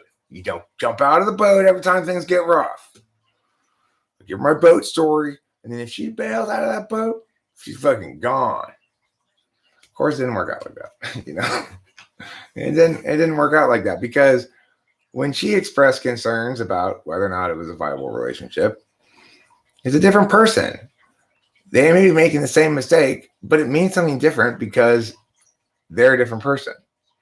So what it means for Rachel to make that mistake was much more an expression of her own fear about her own worthwhileness. Whereas when Kimberly was doing it to me, it was much more of a way to attack me, like just destabilize me. So I'd say to her, okay, but Kimberly, you really can't, you treat me, you did this thing here and it was not cool. So that's just how I am. So, but that's not okay to be like that. Can we agree to work on this or something? She's like, well, that's how I am. If you don't like it, you can break up with me. That's what I call, using the boat to attack in some sense. But Rachel wasn't using the boat to attack. She was genuinely boat skittish for her own good reasons. So we both had good reasons to listen. I've tried to board a boat with somebody multiple times in the past. We both come in and out like this, right? And I'm starting to find it difficult to believe that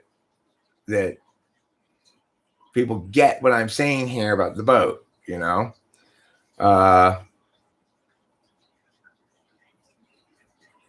mean, I should have been too, Lauren Cuthbert. That's the problem with being an ENTP. If you have F5 polar, even as a 40-something years old person, because I hadn't experienced it before, and I hadn't done the mental work, the long, slow processing that lets you go,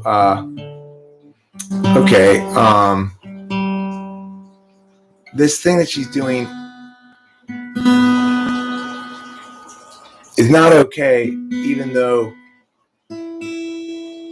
it's not inherently a false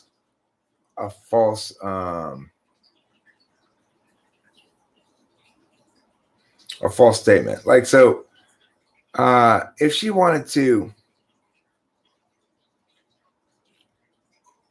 interpret something my dad said in a negative way, she would voice something he actually said and give a not illegitimate but incorrect interpretation of it. So, as long as we agree on the facts, you're entitled to your interpretation. If you can argue it well, maybe we should agree with you. If you can't, maybe we shouldn't, but you're still within the range of legitimate engagement if you're a TI tool user. If you keep ignoring the fact that your feelings matter too, So the fact that this makes me feel bad is good enough reason for me to say, I got to get out of here, rather than me needing to have some sort of, you can make me feel bad as much as you want, as long as you do it by the legitimate means. In other words, I am subject to critique. I stand open to critique. I'm ready to hear what your critique is and try to fix it if I agree with it. There's something wrong with it. But if somebody's determined to actually cause you discomfort or pain or hurt your feelings all the time, then they're not going to see that gesture of good faith and return it. They're going to exploit it. And that's what a B borderline personality disorder person does. BPD. You learnt? When did you learn English, Lauren? Huh? Still haven't learned English, I see. Learned. If you want to use learnt, you're going to have to throw a helping verb in there, Missy.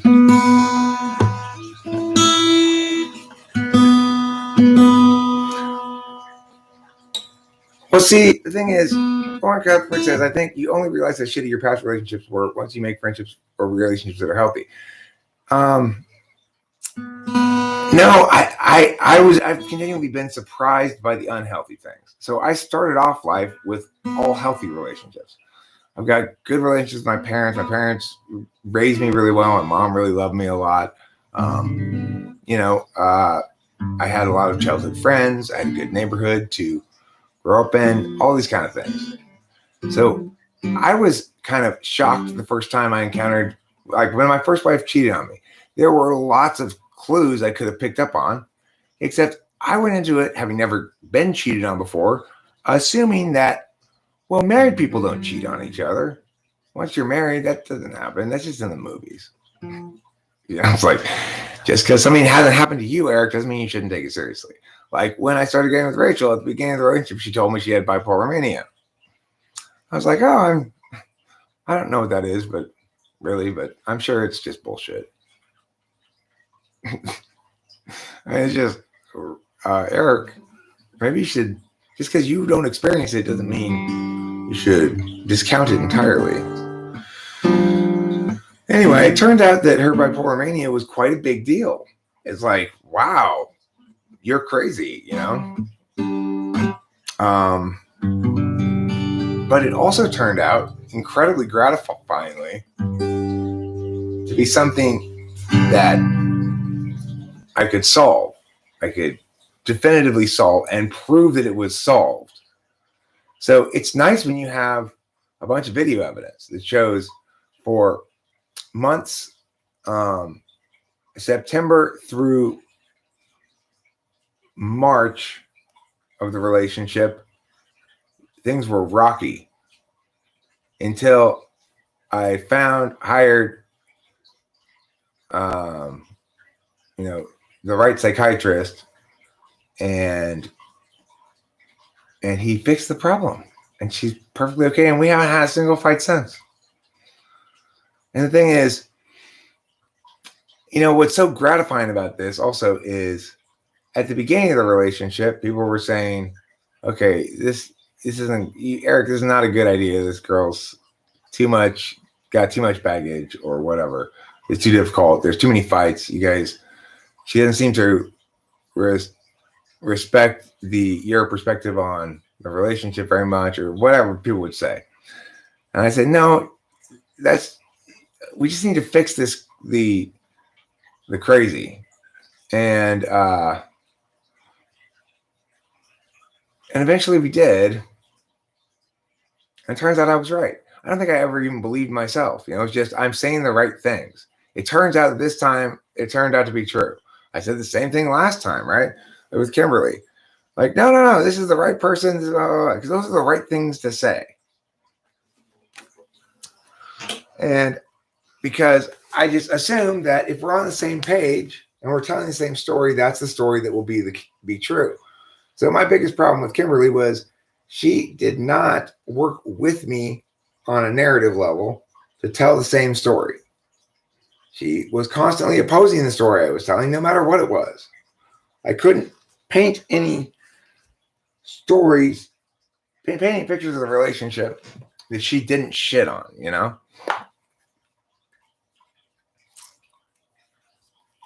Right. Yeah. And the thing is, you know, Rachel was being persecuted for her weed smoking on the grounds that that was a big contributing factor to her mental illness, which is bullshit. And in fact, all it took was to get her away from that horrible mental health facility that was basically milking her as an ongoing patient, even though she just needed to be prescribed the right drugs. And trying to get her, like, you know, insurance will pay for meow. Well, they want to make sure that they provide that service for Rachel, whether she needs it, wants it, or not.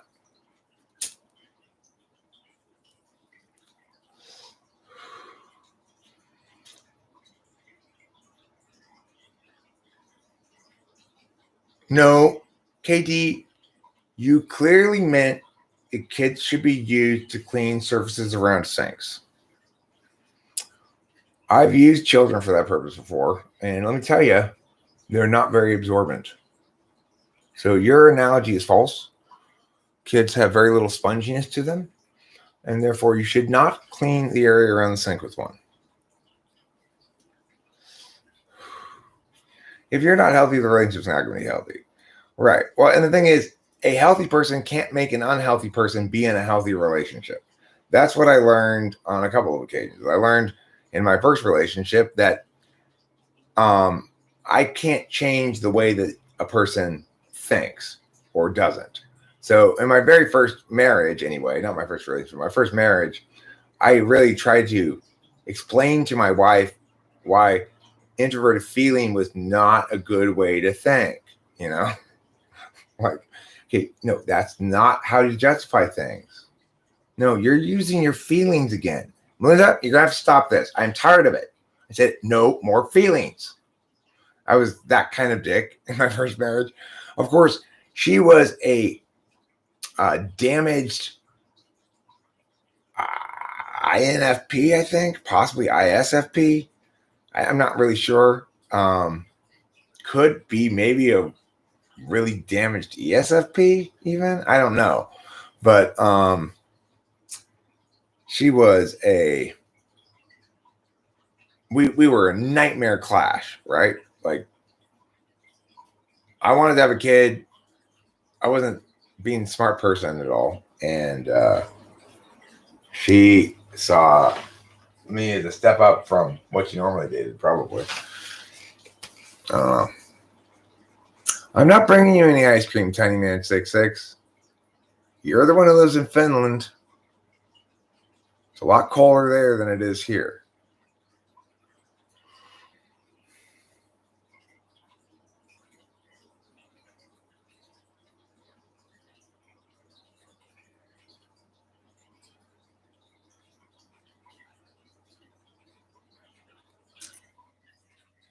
Well, no, I'm saying that about myself, really. I typically say, for me, if I haven't experienced something, I tend to not get it conceptually. And it has to do with the fact that I have NI fourth, fifth, ignoring. When she says she has bipolar to me, I imagine that could possibly be any number of things, and I'm sure I'll be able to make it into what I want it to be. Because the power of my words, it's completely, it's an actual it's an actual medical problem, right? It's one of those things that it's like the power of my words aren't going to take your appendix out if you have appendicitis, and they aren't going to cure your bipolar mania if you're in a psychotic break. The thing that was just so gratifying about the way it all worked out with Rachel is, I like to be a bit of a white knight, you know. I like my particular strengths to be relevant. So Rachel had kind of a perfect setup for me to come in on, which is she was genuinely being victimized by a bunch of particularist censors in an unjust fashion that actually precluded her from getting well. And so she got to win all the substantive fights for their family, which doesn't play out as it should, which is each of them comes to her head hung low and provides a long, thorough apology and explanation as to what they've learned and how they'll never do anything like that again. That's what it should entail. But instead, what she gets is the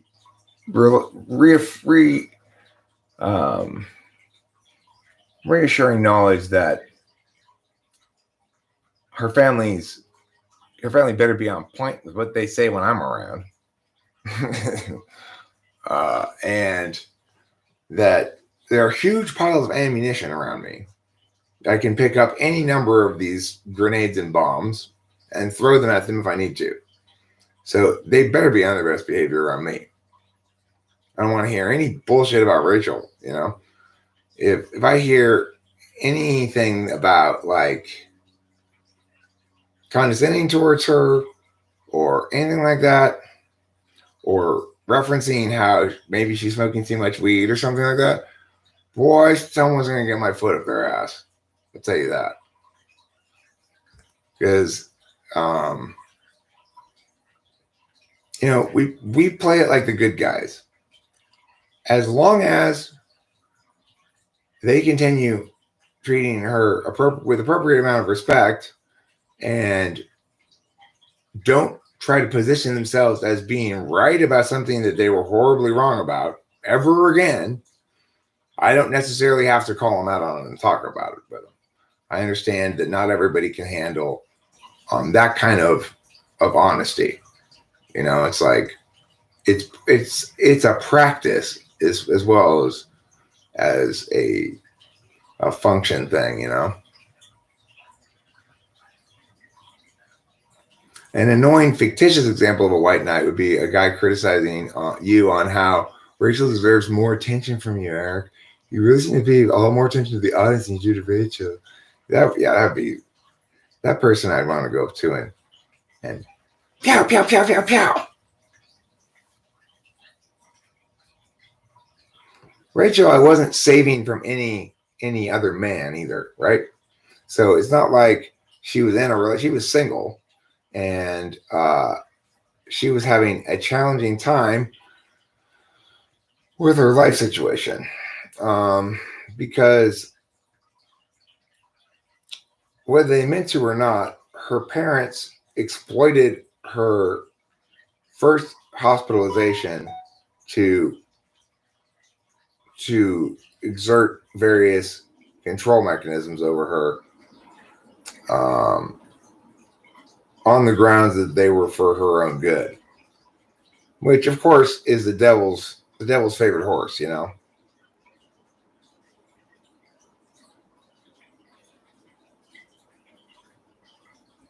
Well, Lauren Cuthbert, I don't think it's ironic. I think it's representative of wanting to know the unknown, or wanting at least to know that you won't be at a knowledge deficit. So I've talked about it before. It is a challenge for a lot of males. The modern world provides a challenging reality, which is for most males, the older they get, the more this will be true, that the girl they get with will have gotten with more partners than them. So if you're a 50-year-old getting with a 50-year-old, like if I got with another 50-year-old right now, the lady was 50, chances are she will have had 100 different sexual partners. Whereas chances of me, I mean, I've maybe had, 15 in my life. Maybe a couple more than that, but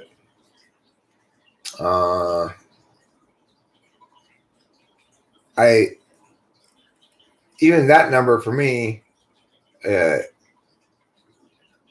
represents, like mostly bad decision making. So, Dallas 1969. Hello. How are you? If you don't say that you're fine, I'll assume that you're dying. You are. Nuh-uh, you are. Nuh-uh. Infinity you are. Give him the infinity you are, Lauren. Go ahead. He deserves it. Give him infinity you are. Call it now before he gets it, or else then you're fucked.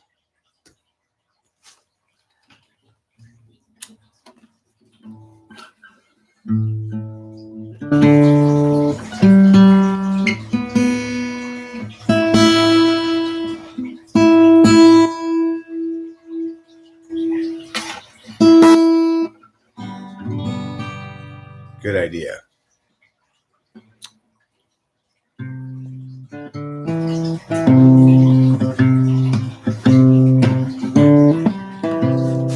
Lauren Cuthbert says this: you can have a sucky relationship for a few weeks, then you realize it don't work. Like maybe he's a jerk, maybe he's a twerking fellow too, maybe he's workman like you. Tiny Man 66. If we reciprocate that rule, though, boy, are you going to have a lot of work ahead of you. Because I don't necessarily always ejaculate when I have sexual intercourse. So, where do you think you're going, lady? I'm not done. You keep sucking. Get down there. What are you doing? Oh, you don't like that rule? Okay, well, let's not have it either way.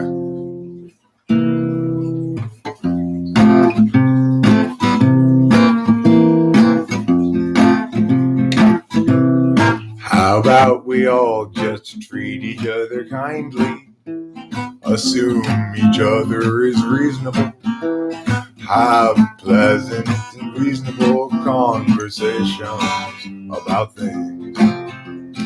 I know instead, how about we stop always fighting with each other and expressing our fear through angry words. Most people's opinions are worthless than onions when onions are in season and very cheap. Most people's opinions are like onions when onions are in season and very, very cheap.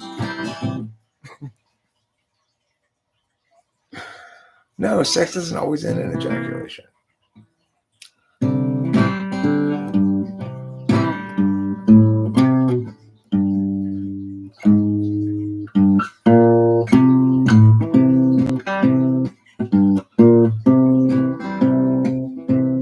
Let me tell you a thing or two. It's a thing or two that's true. It is the case that everybody feels somewhat insecure. Let me tell you a thing about stuff, something important that you don't know enough of. Perhaps we should stop judging each other quite so harshly in areas of intimacy. You know, really. It's where people tend to feel most vulnerable.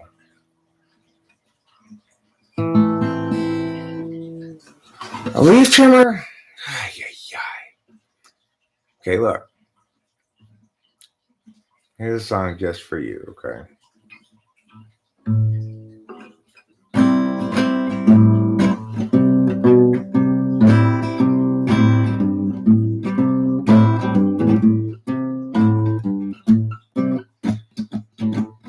says sexy like a chip on the shoulder.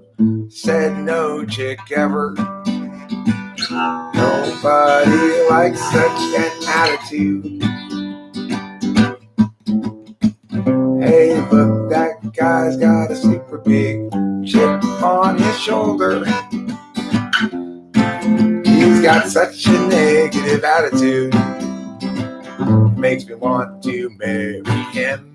Of course, I'm a virgin, just like he wants. It makes me want to obey him, because he obviously has lots of good thoughts. It makes me want to go over and chat and sing and dance and play all day.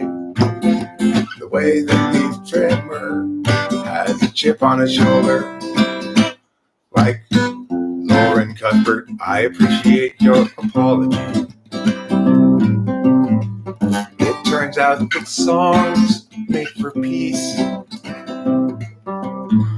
I'm glad to see you and Leaf Trimmer holding hands, hands,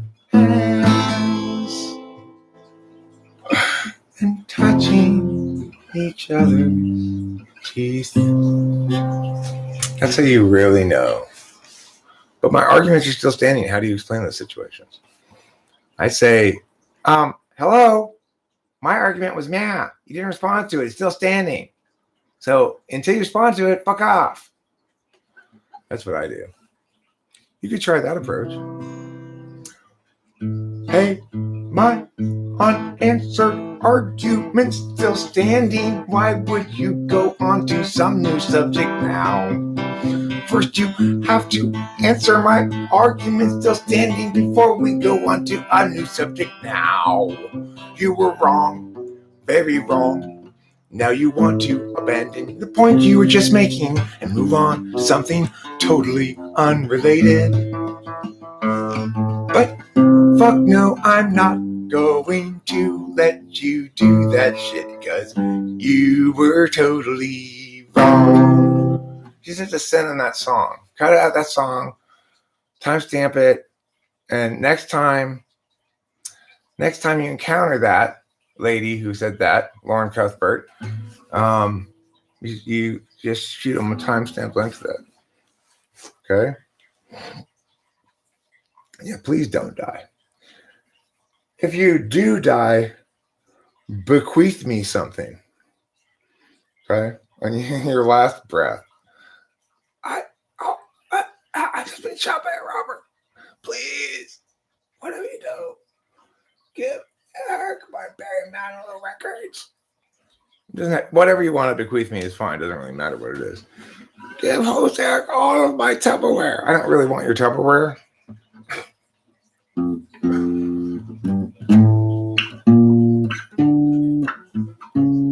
Who's being an idiot? Okay, you're going on timeout, Mr. Pantsy Pants, if you're going to be Pantsy Pants. Why are you saying Lauren Cuthbert? I have not seen this poor judgment from Lauren Cuthbert that you're pointing to. Goodness, we are lucky that Lauren Cuthbert is not particularly FI, or she'd be gone by now. I appreciate her presence here. Will you stop trying to drive away all the chicks?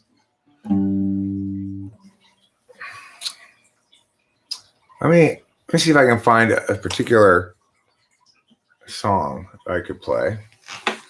I'll explain why it's important to have chicks around.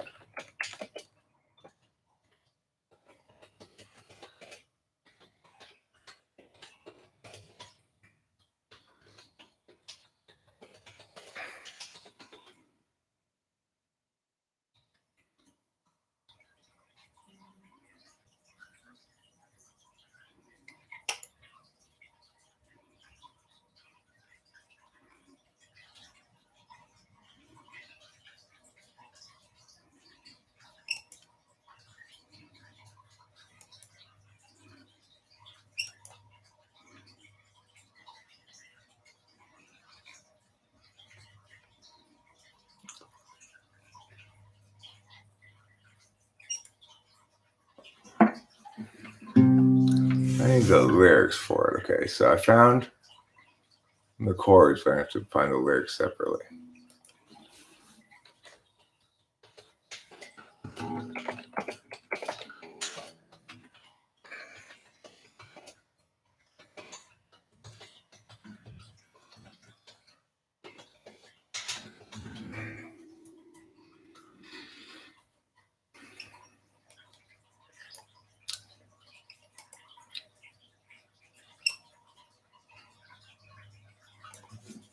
Let's see if it works.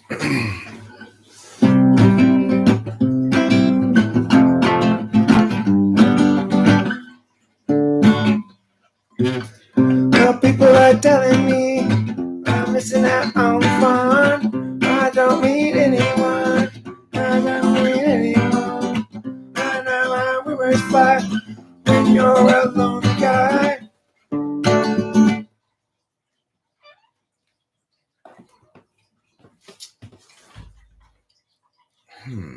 I may have to listen to this song to remember how it goes before I can play it. Tell you the title of it. Let me mute this for a second so I can listen to it for a second.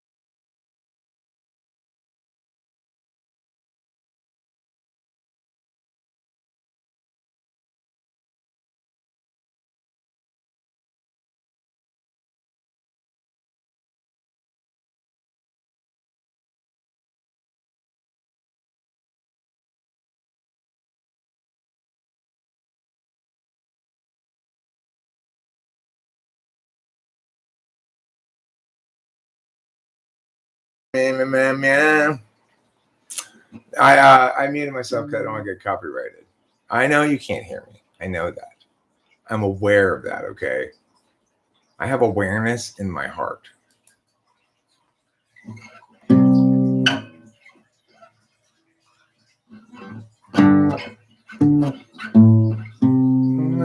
Telling me I'm missing out on the fun. 'Cause I don't go anywhere and I don't meet anyone. I know how rumors fly when you're a lonely guy, and I'm here to tell you it's a lie.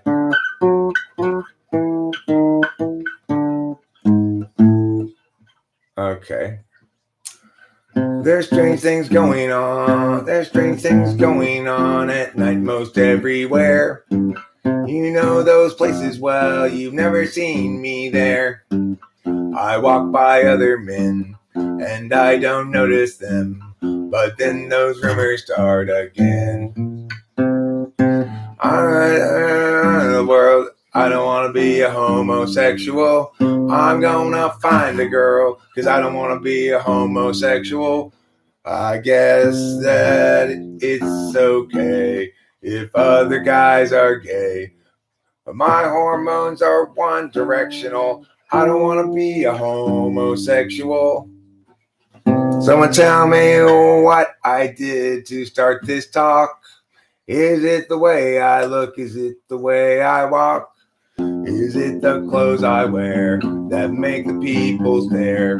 Is it the way I comb my hair? I'm only hoping maybe there will come a day when I can make them understand that I'm not gay. But till that day is here, I guess I'll live in fear. I curse the day I pierced my ear.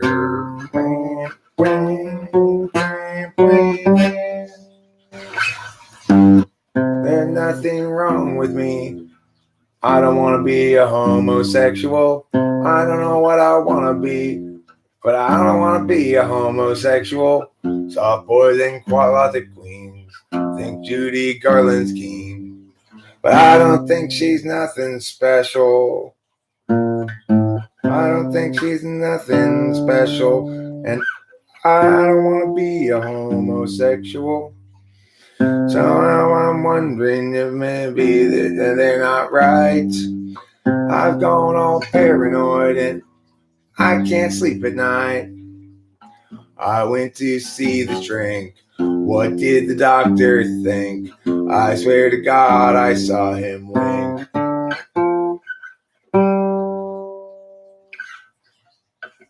I pray that I am wrong, 'cause I don't want to be a homosexual. Why did I write this song? 'Cause I don't want to be a homosexual. I hope it's not too late for them to set me straight.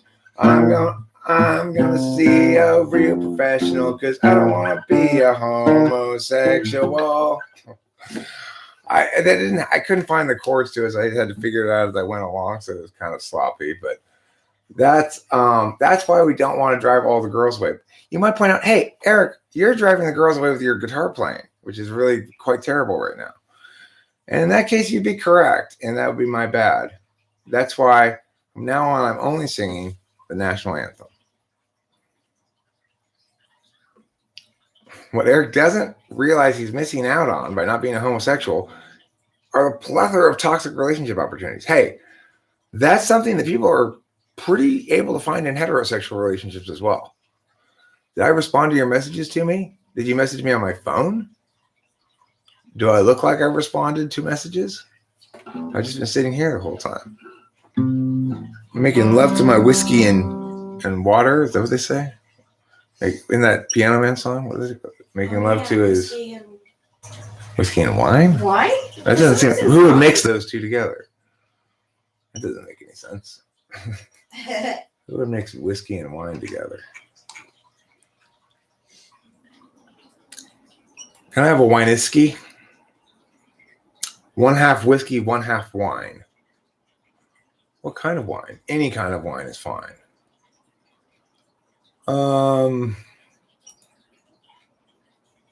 Gonna play a couple teams here before I go. Couple little jigs, couple jolly jugs, and a couple little shanties. Couple tunaroons.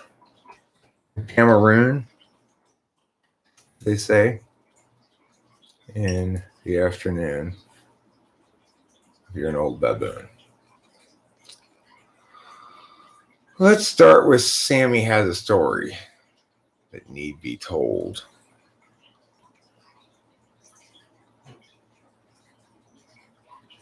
This is a song of an open road.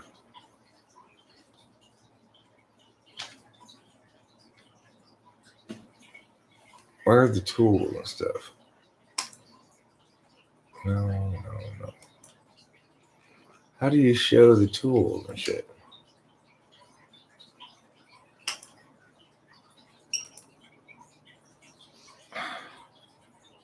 What the hell? You like change Google Docs or something?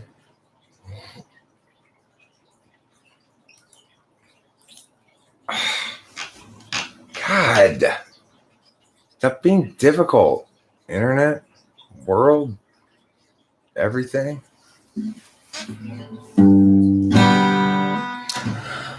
Sammy has a story that need be told, and this is a song for an open road, 'cause such a thing must always do its job.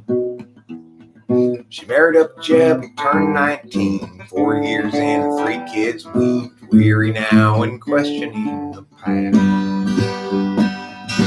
Agency out, paces discretion, locking in our courses, way too young.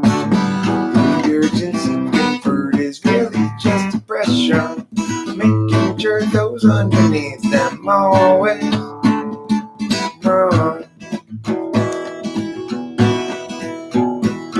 Doug at 20 thought bourbon fun, likewise Doug at 21, and so forth, well up into middle age. Oh, once it seemed to set him free, became his whole identity. Now Doug's about another drunken rage. Agency out, basis discretion, locking in our courses, way too young. Urgency conferred is really just depression. Offer you incentives, but they haven't got a thing that's fun. Everybody panic about the kids. Lock them up with extra Excedrin. Mathematics to success. Or pause more and press to rest. Agency out, basic discretion. Locking in our courses.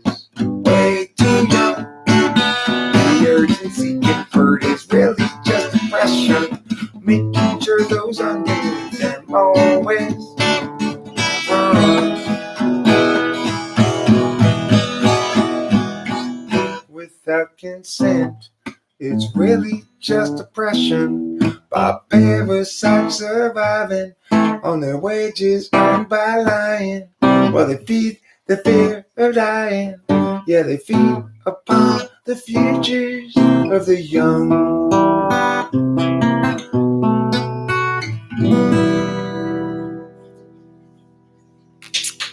Thank you, darling.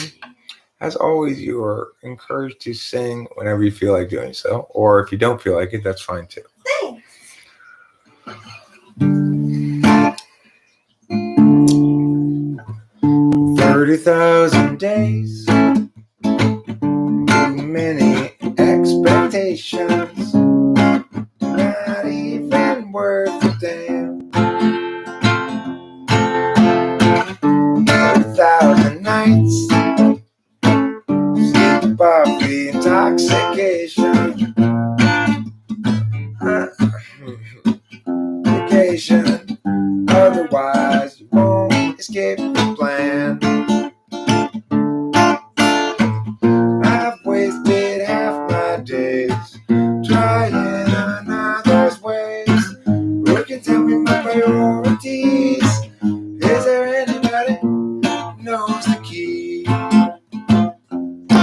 'Cause I'm tired of doing it wrong. Want direction and have all along. Wait until I know. Or is that just hesitation? Clarity's no good once your chance is gone. What I need to show is it so below my station. I'm tired of doing it wrong. I've wasted half my days trying another's ways. Who can tell me my priorities? Is there anybody who knows the key? 'Cause I think I'm doing this wrong. Yeah, I think I'm doing this wrong. I think I'm doing this wrong. Doing this wrong.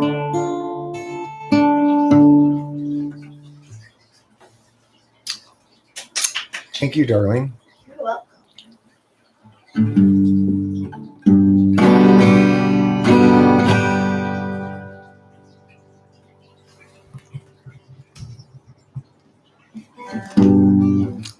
When I was younger, it seemed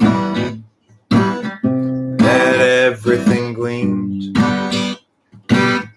I don't know what happened to me, but I've lost that sense of urgency, and I don't think that I'll ever see it again. If you follow my lead, you'll discover I'm loster than you. And you'll want to know the way to get back out to wherever it was you thought you knew. And tomorrow will be just like today. I'll be lost in too.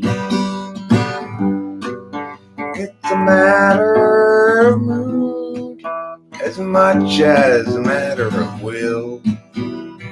And the things I do and the direction I point to still seem a part of me, though departedly. And I wonder if I'll ever see them again.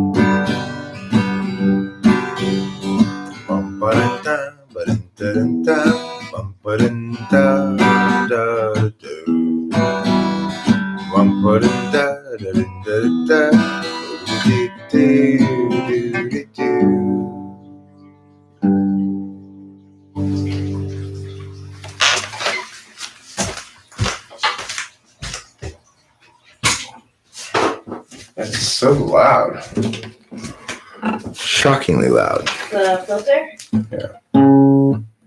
I just need to fill up the thing all the way to the top. Then we'll make so much noise. Too much noise in the data stream. Loud enough to disrupt everybody's dreams. Frustrations mean mistakes are made until it seems everybody's just throwing shade. I won't be just another casualty of other people's well-intentioned rules. I used to think that some tomorrow there'd be time for yesterday. It's not the sort of thing that one can borrow. No one willing still to win the day. Your uncertainty's implicit, just like an unexpected visit from a bunch of men all dressed in blue suits. I won't be just another casualty of other people well-intentioned rules. I used to think that some tomorrow there'd be time for yesterday. Thank you. I like the way I played that song. That time it was nice and easy to play. Usually that song gives me fits. Playing it like that's easy though. Let's see.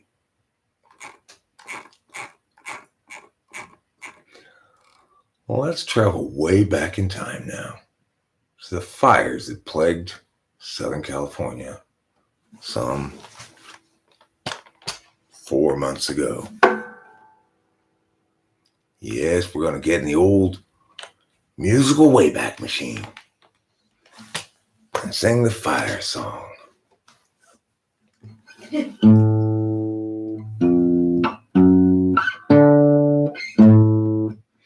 Santa Ana's from the east are blowing, driving on this mountain fire. Grant and Atlanta had best be going, they had got it down to the wire. Everywhere apocalypse hung heavy as the trucks were piled with cash. Atlanta got the dogs in the Chevy and Grant counted out the petty cash. If times are ending, then time is bending. Flames rain down from the sky. While the dogs knock out with Grant exhaust, Atlanta stays awake to cry. 120 up at Labor Day, and that means cooking meat outdoors. I got this track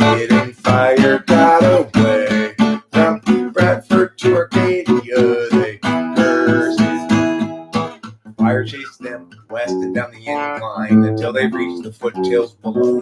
Found a room cheap for the night online. At least now they had someplace to go.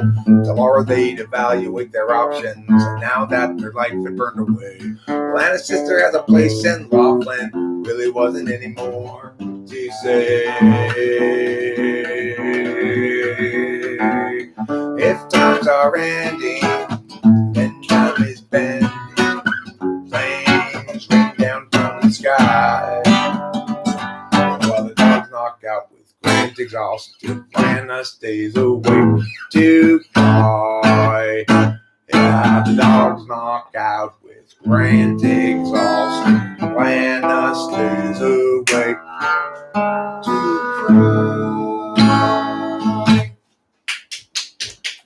Thank you, thank you, thank you.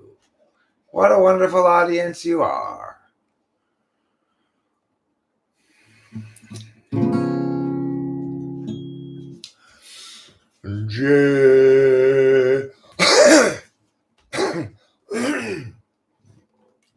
Does Gerald have a frog in his throat?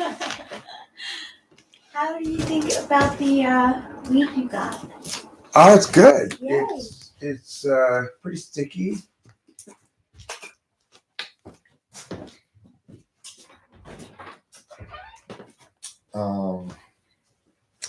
And it's dense and it's slow smoking. Oh, I like all those things. Yeah, so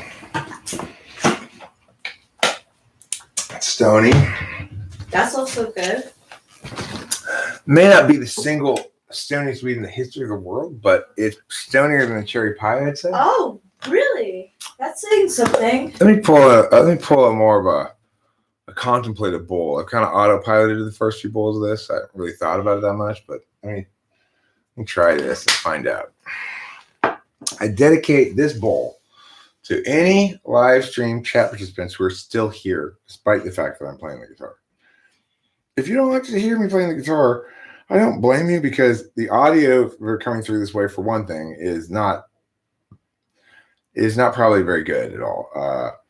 If I wanted to play the guitar on a live stream, I really should use a software such that the audio would come out a lot better rather than the webcam approach, where even though I've got the good mic, it doesn't process as high quality audio regardless. So there's that. There's also the fact that, as with anybody, it's very unlikely that someone's going to say, I'd like to play you some of my songs on the guitar, and you're actually going to want to hear that. In almost zero cases. So I totally get it, you know. If you're actually listening to this, though, then you're not one of the people that really is the target audience of it, because you stuck around anyway. I have to say, I've noticed that it seems that most people enjoy when you play in the chat. That was a nice disclaimer. Well, I like to play at the end of streams because that way I can tell people, okay, the stream's going to end after I'm done playing guitar. And if you don't want to stick around for the guitar, you don't have to, you know. Very nice.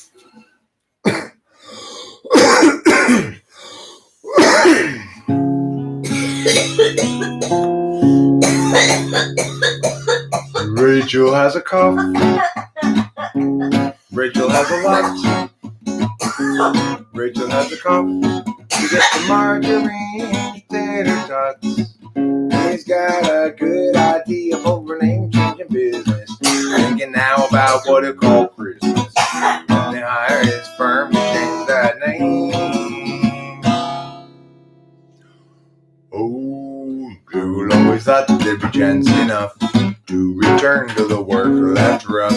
He'd get back to it eventually, but his visions piled up and his plans would interrupt all the work that started off so hopefully.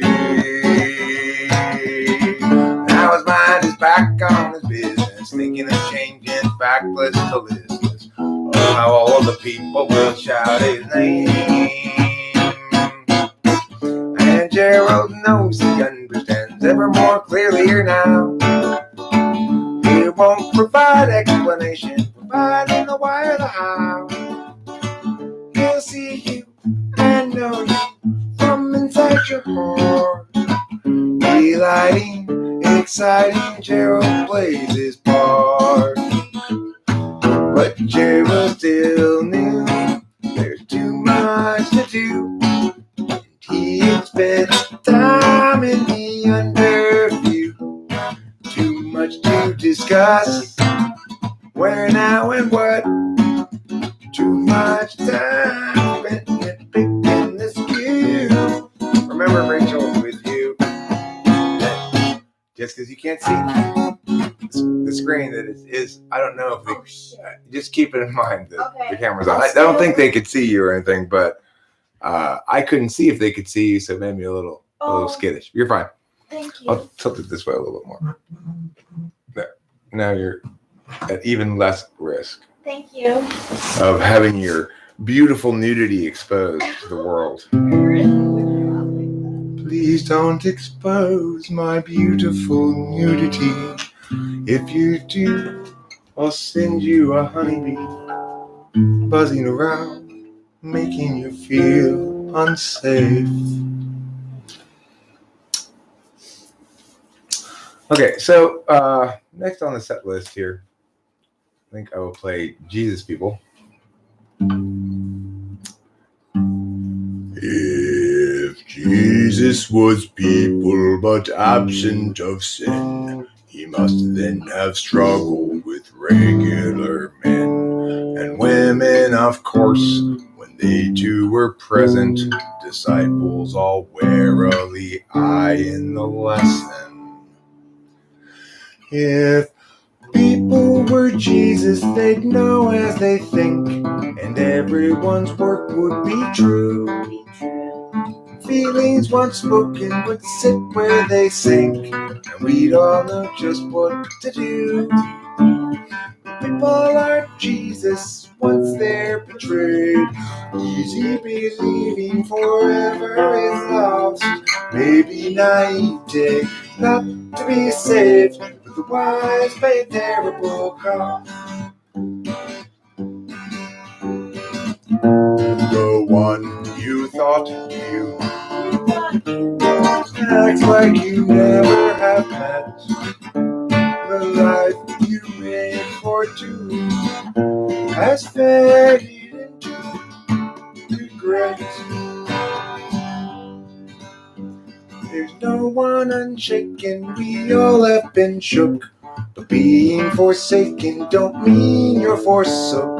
Though in the past we've been hung out to dry, we'll find them at last if we're willing to try. People aren't Jesus once they're betrayed. The easy believing forever is lost. Maybe naivete is not to be saved, but the wise pay terrible costs. Yeah, maybe naivete is not to be saved, but the wise pay terrible cost. That was nice. I think that sounded good. Me too.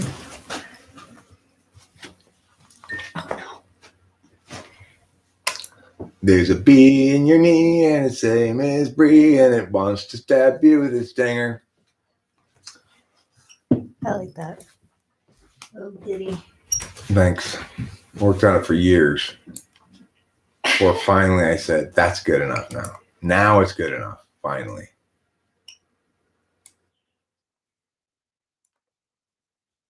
Microphone checking? Right. Okay. Sounds good. All right. Let's rock and roll. Let's rock and or roll. Let's do both.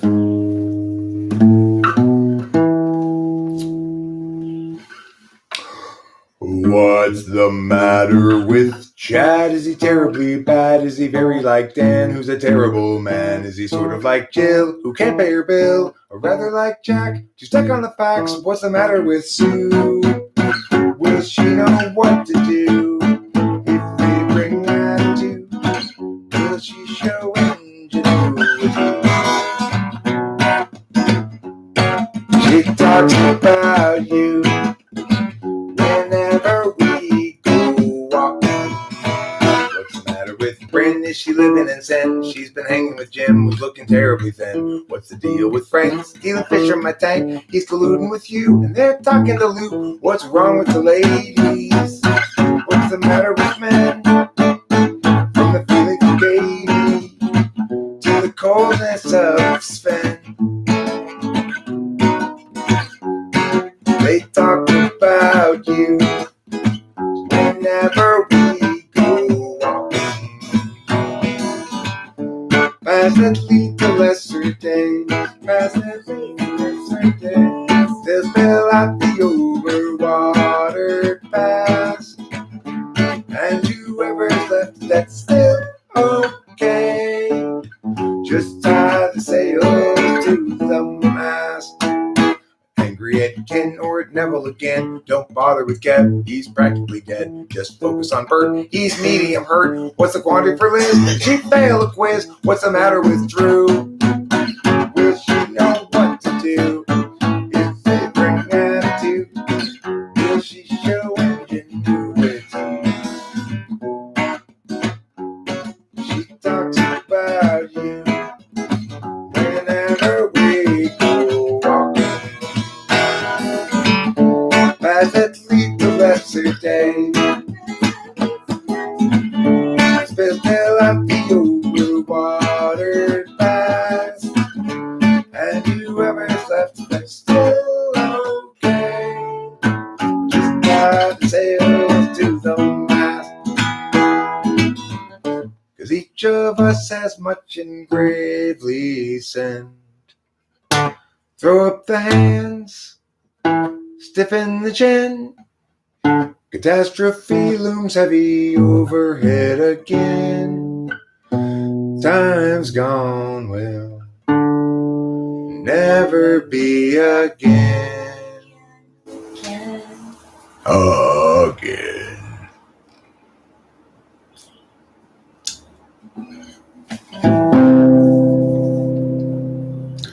Every life lived reaches a time when the road splits in two.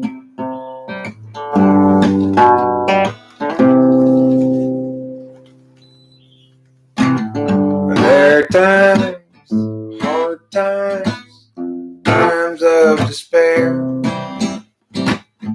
times when it's hard to feel good. That's when I look for my sack full of solvency and my satchel of helpful goods. Satchel of helpful goods. Satchel of helpful goods. Satchel of helpful goods.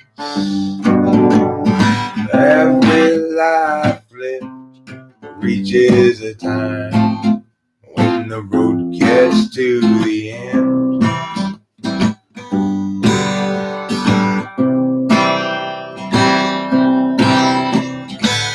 When I'm there, will there be anybody else around? Or will I travel all alone? That's when I look for a sack full of solvency and a satchel filled up with home. And that satchel of nothing but bone. Satchel of helpful goods. Satchel of helpful goods. Satchel of helpful goods. Satchel of helpful goods. Satchel of helpful goods. Satchel of helpful goods.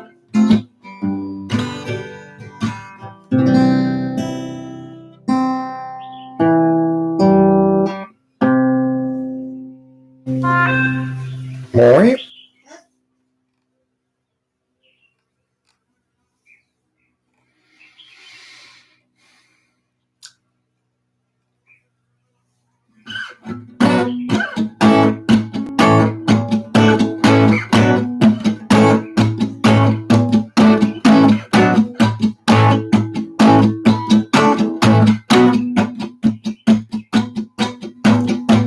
Amelia, go from that place. Take unto you the details of your case.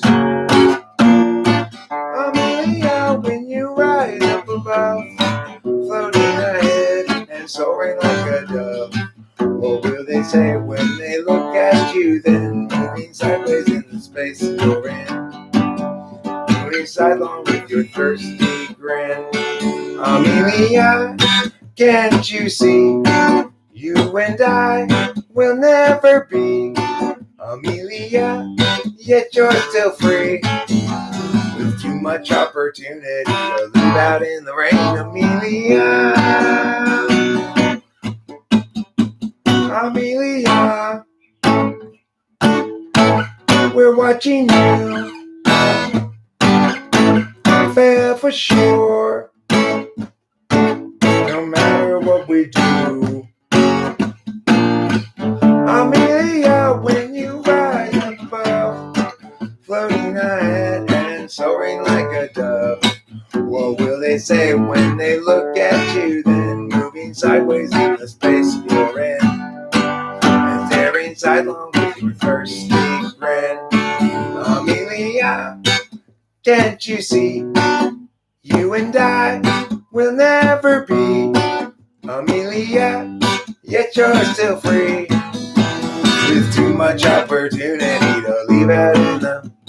Yeah, too much opportunity to leave out in the. Too much opportunity to leave out in the rain, Amelia.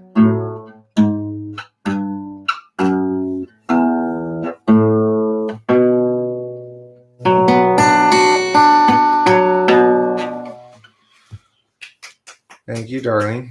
There's a different way to play it that time. I don't normally play it quite like that, but I have my appointment. oh, sorry. What time is it? 10? 10. Okay. I gotta go. Bye, everybody. Bye. I totally forgot about that.